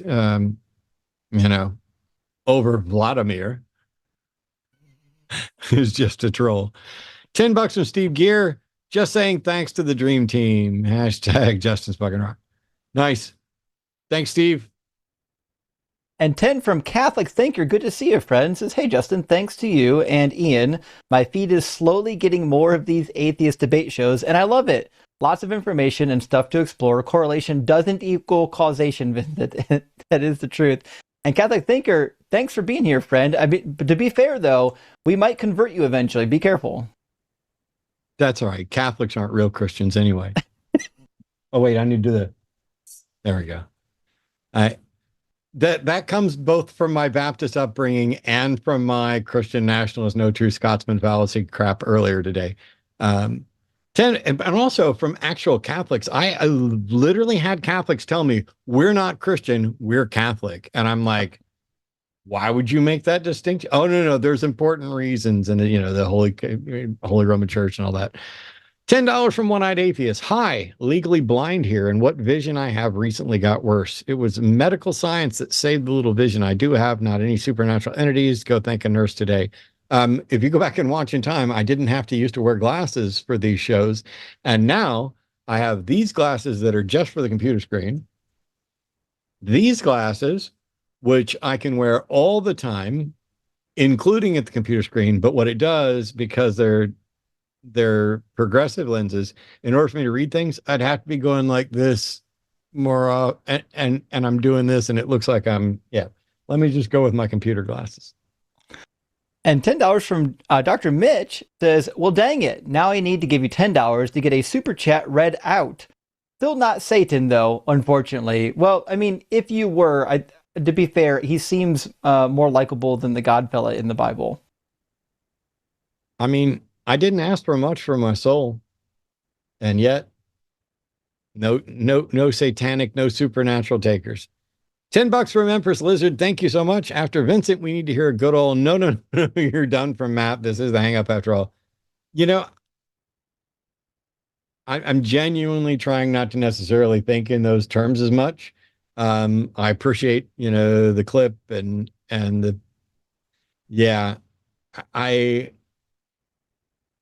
I'd like to do better, but also, fuck it. There are some people that are going to get, no, you're done, and get hung up on. But not Pete. The ones that get hung up on like that, or Vladimir, are the the I'm just stringing you along trolling, the ones that break my heart or hurt my head, they don't deserve anything but sympathy and perhaps pity. But I'm not always great at that, but I'm working on it. We all have to learn how to do that. When you stream for long time periods, even callers that you might not normally bite into get bit into. It just is kind of the comes with the territory. Thank you for the $10 from Hang's Laboratory. It says, do you all do solutions-based conversations anywhere? What is next? Ending capitalism and white supremacy to save the world? Love the show. Good luck to Dr. Blitz. I feel like because the show, we allow non-believers to call in and dialogue with us. I feel like sometimes we do have solution-based dialogue, but I think the first step is getting people deconstructed from these toxic religions, and then we can have further conversations. I feel like talking about solutions while they're still stuck in the religion is sometimes difficult. Everybody thinks they're right. Because if you're wrong and you don't know it, it feels exactly like being right. And most people really want to make a better world, but they may disagree on what a better world looks like. And so if you're trying to come up with a solution with someone toward a better world, and you have dramatically different views of what that world's look like, and you have dramatically different understandings of how to justify a position about what should be compelling and convincing, I think it's probably not productive to work on a solution. You have to have to find the point of agreement first. It's one of the reasons why I'm going to be starting a new show on my channel, which I'm not going to tell you the name of yet, so nobody steals it. But it is going to be getting back to the basic how and why of skepticism with actual examples. It's, hey, we're going to look at dowsing and homeopathy and Bigfoot and this, but it's going to be about how would I evaluate claims? What are the principles of skepticism? This is all fresh. This happened from some discussions I had recently, and I just made this decision yesterday. So it's coming, but I think if you can agree on how to work towards a solution, like what's your epistemology, what are your goals, then it's a lot easier then to start having solution-based conversations. But if you can't agree on epistemology and you cannot agree on the goals, Justin's right. You have to start there. $10 from Regato. Matt, you are great at debating, and Justin, your knowledge of Judeo-Christian mythology is most impressive. But I want to say that I'm so good at sleeping that I can do it with my eyes closed. Well done.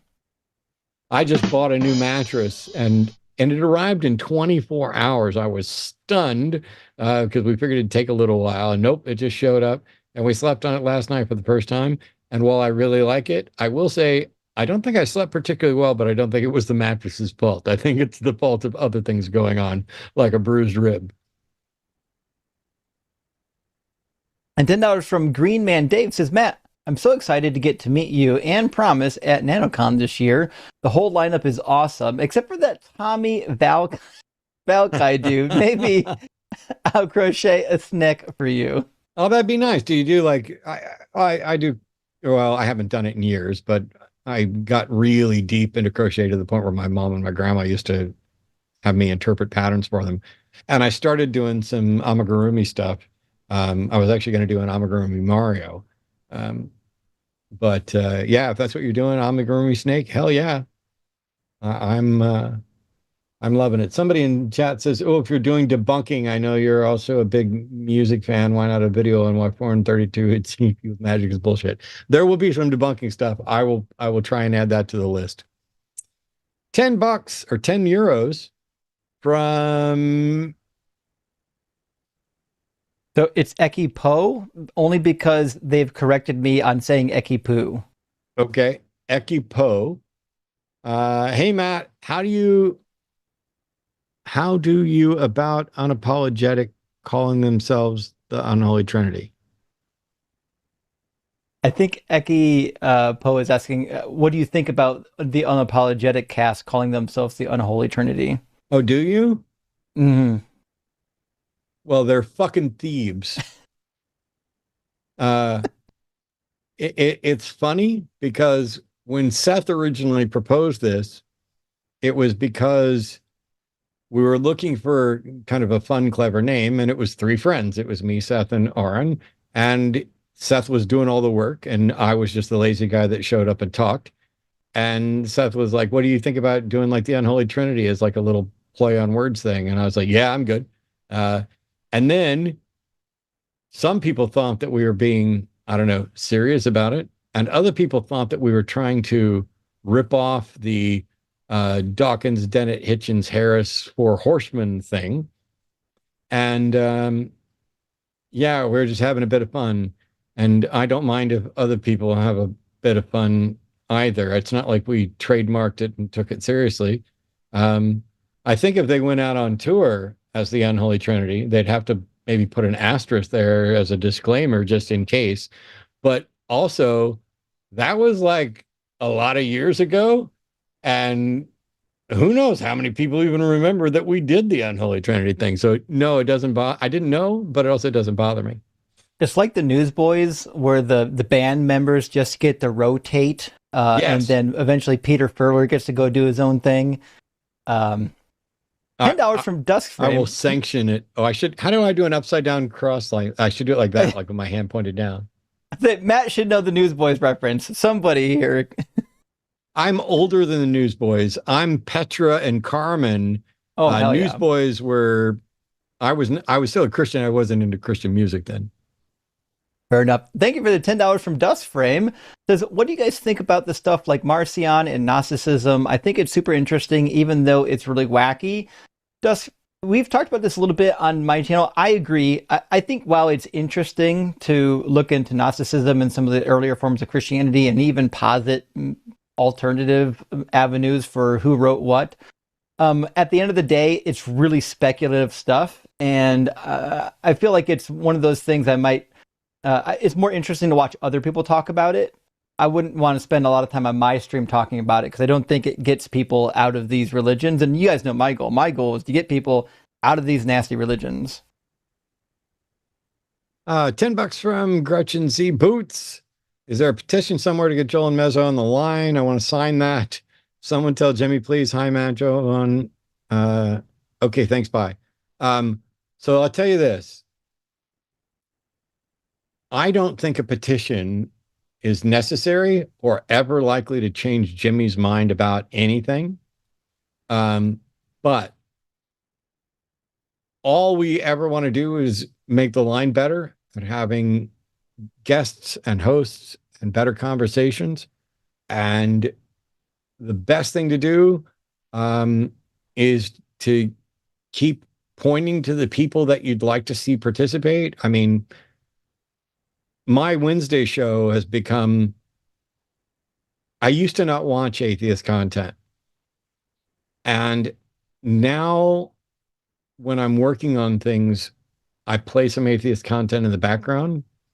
And I find the people who I stumble across, who I'm just like, I want to work with that person. I want to do a show with that person, whether they have 5 subscribers or 5 million subscribers. And then I reach out, or Arden will reach out a lot of times too. And so I guess one of the things is just to make sure that we're aware of who you'd like to see. But I don't think pestering Jimmy and definitely a petition is probably not the best way to go about it. The best way is to put a bug like in Justin's ear, to put a bug in my ear and Arden's ear, kind of the connection, but also, this is going to sound bad. We don't have quotas or anything else, but I need more people on here who don't look like me. And that's not a slam on anybody. I mean, Justin's awesome. Ian's awesome. All the folks that I've had on are awesome. But we need more people of color, more women, broader representation, not to meet some quota, not for DEI, but because all of those groups need representation. They have to be seen. I can sit here and do what I can, but we don't need fucking white cis male saviors coming in. We just need people to be represented. And so what I want is for people to get active and get involved. And then, just like I've done with many of my friends who don't look like me, we get them on and get participating because there's tons of great people. I mean, Brady's one of my favorite co-hosts, just phenomenal at all of this. And, you know, Mandisa and I have been friends for years, but I miss I have some friends from Hispanic American freethinkers that I think I'd like to get on and everything else. So it's not about a quota, and I'm never going to say no to somebody because they're another cishet white guy. But please let me know about the people who desperately need representation more than I do. Matt, I've got some more names to feed to you. I've been slowly feeding some names, but there's more. And I've got Joel Mezzo's contact information. I was hoping to get them on eventually as well. They're really well known in our TikTok community, and they're a riot. So it's definitely worth having them on. I was waiting to butt in, but we actually had an opportunity for them to come on. The only issue is that they their thing is going together everywhere, right? And our format doesn't work super well for 3 people, so it would be a little awkward. But we've been in talks about trying to get them on before, and we're definitely open to it. So, yeah. I wonder if we could let them take over the show, and then I could sit in next to Arden and be like, "The boys of God." Who knows? We'll figure something out. Both of them host their own live streams. They just might not be using the same software. Even if you just have somebody driving the software and having them host it for the first time, they'd be fine. They're just naturals behind the camera. They wouldn't lose a step at all. We got 1999 from Nightman Cometh. Good to see you tonight, friend. Says, I want to believe as many true things as possible, but I'm currently deep in the delusion that the Reds will win the World Series and the Bengals will win the Super Bowl. Prove me wrong. LOL. Just joking. Love you guys. And Nightman, you need to move up northern in Ohio and breathe in the air of those that are already given up the hope of winning any games, and just become a northerner and just to say we're gonna suck forever and show up to games with paper bags on your head and you'll be fine. Yeah, I'd just stay out of the sports thing. I was born in Kansas City. The Chiefs won the Super Bowl the year I was born, and then disappointed me year after year after year when I almost cared about football, and then started winning again when I stopped caring. So, congrats to them. No idea. I hope Taylor Swift's boyfriend wins or husband wins again. $10 from Dr. Mitch. Thank you so much. Contributing to the sterilization of Tim. That's a good question, is that since he would be opposed to it, and I'm opposed to any sort of forceful sterilization, I am not necessarily opposed to bribery to encourage someone to participate in removing themselves from the gene pool. However, I'm not convinced that his problem is necessarily genetic. I think it may be nurture more than nature, but I don't know. I could definitely agree with that. And we got 10 more from Pang's Laboratory. Says, would love your thoughts on the morality and ethics of voluntary rehabilitation and forced exile of harmful humans in society as a new form of corrections. I think Matt would probably have a lot more to add to this than I will, but personally, I don't know if I like the idea of exile. I don't see how it's much better than going to a prison, but in terms of prison, I am a huge fan of the rehabilitative process rather than using incarceration as a means of punishment. I think most individuals can be reformed and returned back to society, although with some help. So I don't know if doing what we did, like sending people to Australia as a way of getting rid of criminals, was super effective. But then again, fucking Australia's not all that bad, eh? I liked Australia. Had a good time there. Had snakes fall out of trees directly on the path in front of me while I was at Australia Zoo. I agree with what Justin's saying. I think it's disgusting that we have as many people incarcerated as we do. I am really bothered by the fact that the prison system is more about punishment and slave labor than it is rehabilitation. I think there's a better way, but I think that there's so many other problems. This is one that's just going to keep languishing. I mean, we can't even do the right thing and be good and kind and beneficial and provide a living wage and health care to the people who aren't incarcerated. There are people who are incarcerated who probably have better health care than a good number of people who are outside of it, and yet they would give that up to stop being incarcerated. So I don't know what the solution is, but also not only is there the problem with exile not being potentially different from prison, where do you exile to? It's not like you can ship them off to another planet. I mean, you send them to SETI Alpha 5, SETI Alpha 6. Is it they're going to go live with Khan? Sorry, Star Trek reference for the people who missed it. 10 pounds from Sneak. I'm going to try this again. Tried twice with Justin, but he never saw the second in inanity or inanity. Inanity. I call the good book the holy bile of Christianity. Wow. Maybe you saw it and it's just too fucking hard to say. The holy bile. Yeah, he sent me the super chat on one of my prior streams, and I missed the inanity in Christi inanity. That's my bad. I apologize, Sneak. I appreciate this, Sneak, and I will do my best to say holy bile of Christianity much better next time. And huge W from Ariadwin with a $50 Aussie chat says, I'm autistic and I made the extreme difficult decision to not have kids because I wouldn't cope or be a good parent, and the chance of having a child like me is about 80%. I don't want a kid to experience what I have. Fuck the collective good guy. And rock hard for Doug. And Ariadwin, you know my story. I've got a severely autistic son, and I can say that while I love my son, it does present a lot of challenges that he's going to have to face that I'll never have to face, and it means that I'm going to have to do things very differently as a parent.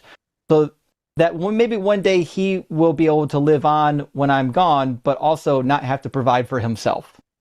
So I definitely understand where you're coming from. There's also, for people who choose to remain childless, there is an extra sidelining, making them feel ostracized from culture or inferior. And for people like myself who can't have kids of their own, biologically, it can have the same impact unless you are just like me and don't give a fuck what society thinks about how many kids you're producing, because it doesn't faze me at all. But then you have folks like my brother, who was in a similar position, who adopted my niece and nephew, who are fucking awesome and every bit as family and valuable as any biological kid anybody's ever produced. And I think that if instead of relying on religions like Christianity or Judaism's sort of be fruitful and multiply oversimplification, if we changed it to something that was consistent with secular humanism, which was be responsible and good, that includes being able to have the children that you want, that you can afford to take care of, that both financially and mentally. Because I'm not a parent, but I've watched parents, and I've had, sorry, some parents are going to get mad that I made this comparison. I've had dogs that nearly drove me insane trying to parent them, and others that were wonderful. And you have to know yourself well enough to know, am I the type of person who should be doing this? Or is this something that I'm doing because somebody or some religion has convinced me that my life isn't complete until I do? Do it for the right reason, and then go have your kids and, be fruitful and responsible and decent. Anyway. Joshua Everett, $10. Thank you again, Joshua. Pete, then Jesus used my spare toilet. That's when I knew that I had 3 hours left to live unless I ate Jesus's left hand. I got salmonella. It's pretty accurate. Oh boy. I'm Pete's going to have catching a some hell of a strays therapy here. session in a week. And $10 from Cheesemondo says, this story of altars, white buffalo, skulls, and hurricanes, there for God, sounds like a movie plot. Wild. I hope the caller finds help. I gotta be honest, I don't know if Pete was being serious or not, because, like, there is an actual conspiracy theory about the skull of Geronimo that includes the Skull and Bones Secret Society and the whole. I don't know if he like found this on the internet and like made a story about it, or if he's really just that wild. I don't know. I don't either. Thank you, Cheese. $10 from Totally Not a Demon. Thanks for all this network does. Shout out to the line and the BAMPs that make this possible. There are some bad motherfuckers here. And 1086 from Corey Springer. Hey, thank you for the super thanks. Oh, and look at the kitty. It's worth it just for a kitty. Oh, that's a cutie tuxedo. Now that's the Detroit Atheist Queen. Look at that icon up there. Respect. Can I please have my brain cells back with that Pete call? He makes me ashamed to be from Michigan. Truth. And the thing is, if Pete's for real, it's not his fault. Mm-hmm. And thank you for the $20 from Erica America.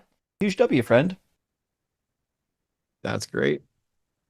$10 from Tregarthen or Tregarthen or Tregarthen or Tregarthen. I love these names that I have Pretty sure TRE is Trey. Like somebody who's the third. So-and-so the third. Oh, okay. Trey. Or is that TREY? Maybe I'm totally wrong. It's all right. You got to something valuable rather than just babbling like I do. 99 from Nexus Spectre says, two great hosts, Justin's fucking rock, Team Arden, and gay for Justin, but what's the why? That's go fuck yourself, Jimmy. Oh, sorry, I'm so used to seeing gay for Justin. Go fuck yourself, Jimmy. All even these better. little hashtags from all the different channels coming together. Somebody should do like $100 super chat that just has nothing but all the hashtags from all the channels. There, Jimmy. I advertised for an expensive chat, super chat. 1666 from Chris Wyndham. Pretty sure Doug would never send anyone after some fucking buffalo. All glory to Doug, the fucking rock of true sanity. Absolutely. Yeah, Doug just fucking will stay where you put him. You don't got to run around anywhere. And that's a good looking cat in the avatar there too. Right? I'm terrified. And $10 from Inane Glory says, is any part of the Hebrew Bible in any way similar to actual history? Everything pre-David is pure myth. The majority of it was compiled, edited, created from whole cloth while in exile. It is obviously way more complicated than that in Glory. So there are parts that seem to be pre-exilic. There have been a number of scholars that have attempted to document which passages are pre-exilic based on the Hebrew forms that we find. So Gary Rensburg has written about this and others. Nevertheless, it appears that they were compiled in parts. The documentary hypothesis is kind of like the standard explanation for how they came to be assembled, but it is true that some of it is actual history, but I don't believe early parts of Genesis have any historical basis at all. Most of Exodus, not as well. Nor Leviticus for that matter. It really doesn't start to get real until you get to David. We've got good archaeological evidence that David existed. We've got like the Mesha Stele that talks about making war with Israel, specifically the tribe of Gad, and mentions King David. We've got a number of, military conquests from the Assyrians, like Ashurbanipal and Sennacherib, and even the Persian king Cyrus that talk about defeating people in the land of Israel. So we know that some of these battles were taking place. We know that the people live there. What we don't really know is like what the origin stories are. Like the mythology of how they came to be is what we don't know. So I would say until you get to maybe Solomon, treat it all with a gigantic grain of salt. I think this one's mine, right? $10 Canadian from Andarius Thorne. I did my best, friend. Trump isn't the supreme leader in the USA. He is, however, the supreme misleader. Don't recall where I saw that, but I like it. I like it too. He's definitely doing a good job of misleading. $10 from the Raven. Hey, man, you see that like button? It wants you all to consensually use it till you're satisfied and pass it around. Go ahead. You know you want to. It's tempting. Both hands. Thanks, Raven. Hit that like button with every hand, every finger you got. Hit it more than once. We got $10 in from Eliashana Silverbow. It says, what do you get when you cross a joke with a rhetorical question? Nice. I don't know that first hashtag. What do we got here? You're gay, homie. Oh, I actually forgot about that one. You're gay, homie, and rock hard for Doug. And that's all I can say about that one. Me. I feel like people are concerned about my memory. And so we're like, what's that hashtag? I'm like, you think I'm going to forget you're gay, homie? I got the mug downstairs. $10 from Clee. 4068. Awesome pairing tonight. The line must create the atheist trinity and add Apologia to this awesome duo. By the way, can we play Paul's Bible Tell Me So jingle every time a caller says because the Bible tells me so? I'm not going to rip off Paul, but I have my own jingle coming up for something, and Paul knows about it. Paul is also not only welcome, but eagerly encouraged to come sit in on any show I'm doing whenever the hell he wants, and he knows it. So we got 10 from Sal Willis. Thank you for that. It says, any thoughts on the Afro-Man trial? Any favorite songs? I mean, obviously, I'm happy that he won the case. The case was bullshit. It was trying to use power to, frame a man for a crime that he really didn't do. My only complaint with the Afro-Man, other that, I haven't heard a hit song from him in 2 decades, is that he punched that one girl in the face during one of his concerts that he probably shouldn't have done. I hope he paid restitution for that. And my favorite part, I'm sorry, I just had to weigh in. My favorite part was when they had him on trial.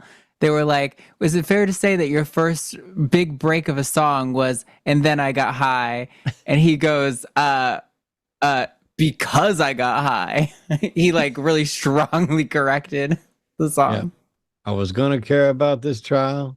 Then I got high. I'm glad the First Amendment was defended. I've heard some bad things about Afro-Man. I'm not going to comment on him personally. Don't know. There was somebody trying to say he was MAGA, but I think that was bullshit. In any case, it's nice to see the First Amendment defended. And I really liked, I think it was Seth Meyers' Closer Look where he covered it. Where, I mean, they just is either him or Justin on Justin Klepper on Daily Show, where he's like, hang on a minute, so what they're saying is you had a sweet tooth and then people sent you a bunch of pound cakes. How is that a bad thing again? I hope Afro-Man, it was Jordan Klepper. I hope it was Afro-Men's fans don't find out that I like the cheesecake from such and such a place. Is nice. $20 from Genji. Justin, do you agree that it's better to be a living dog than a dead lion? I feel like this might be an inside joke, Genji, but I do agree. Yes, I'd rather be a living dog than a dead lion. Is that a quote I should know about?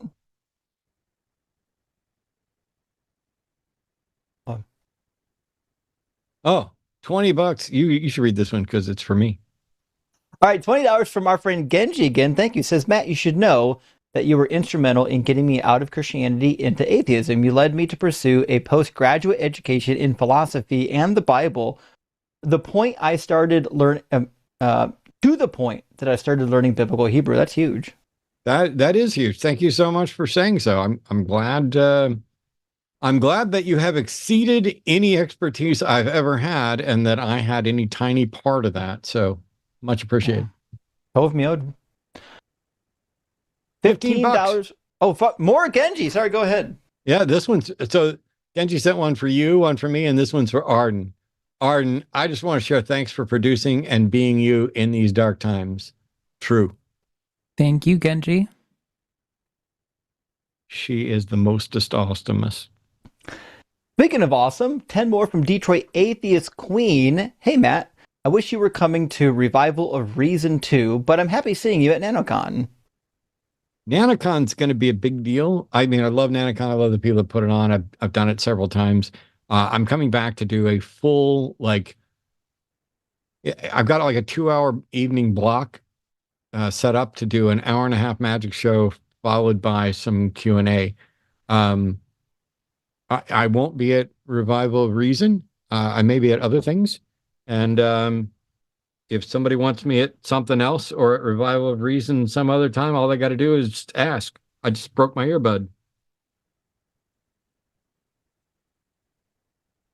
But thank you.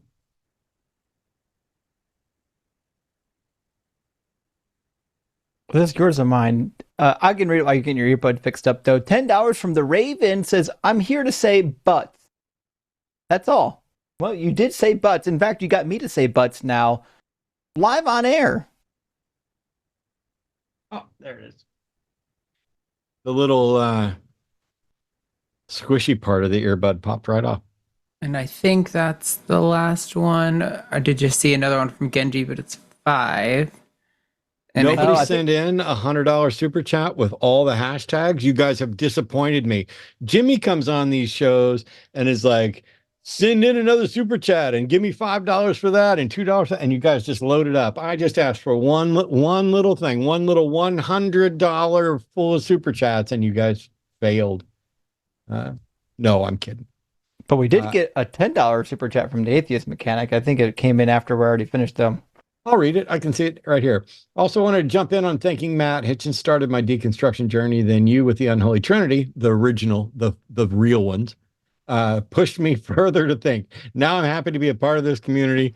Much love. Well, much love back to you and to everybody else. Thank you guys for being here. Thank you, Justin. Again, my pleasure. Coming in and hanging out and doing it right.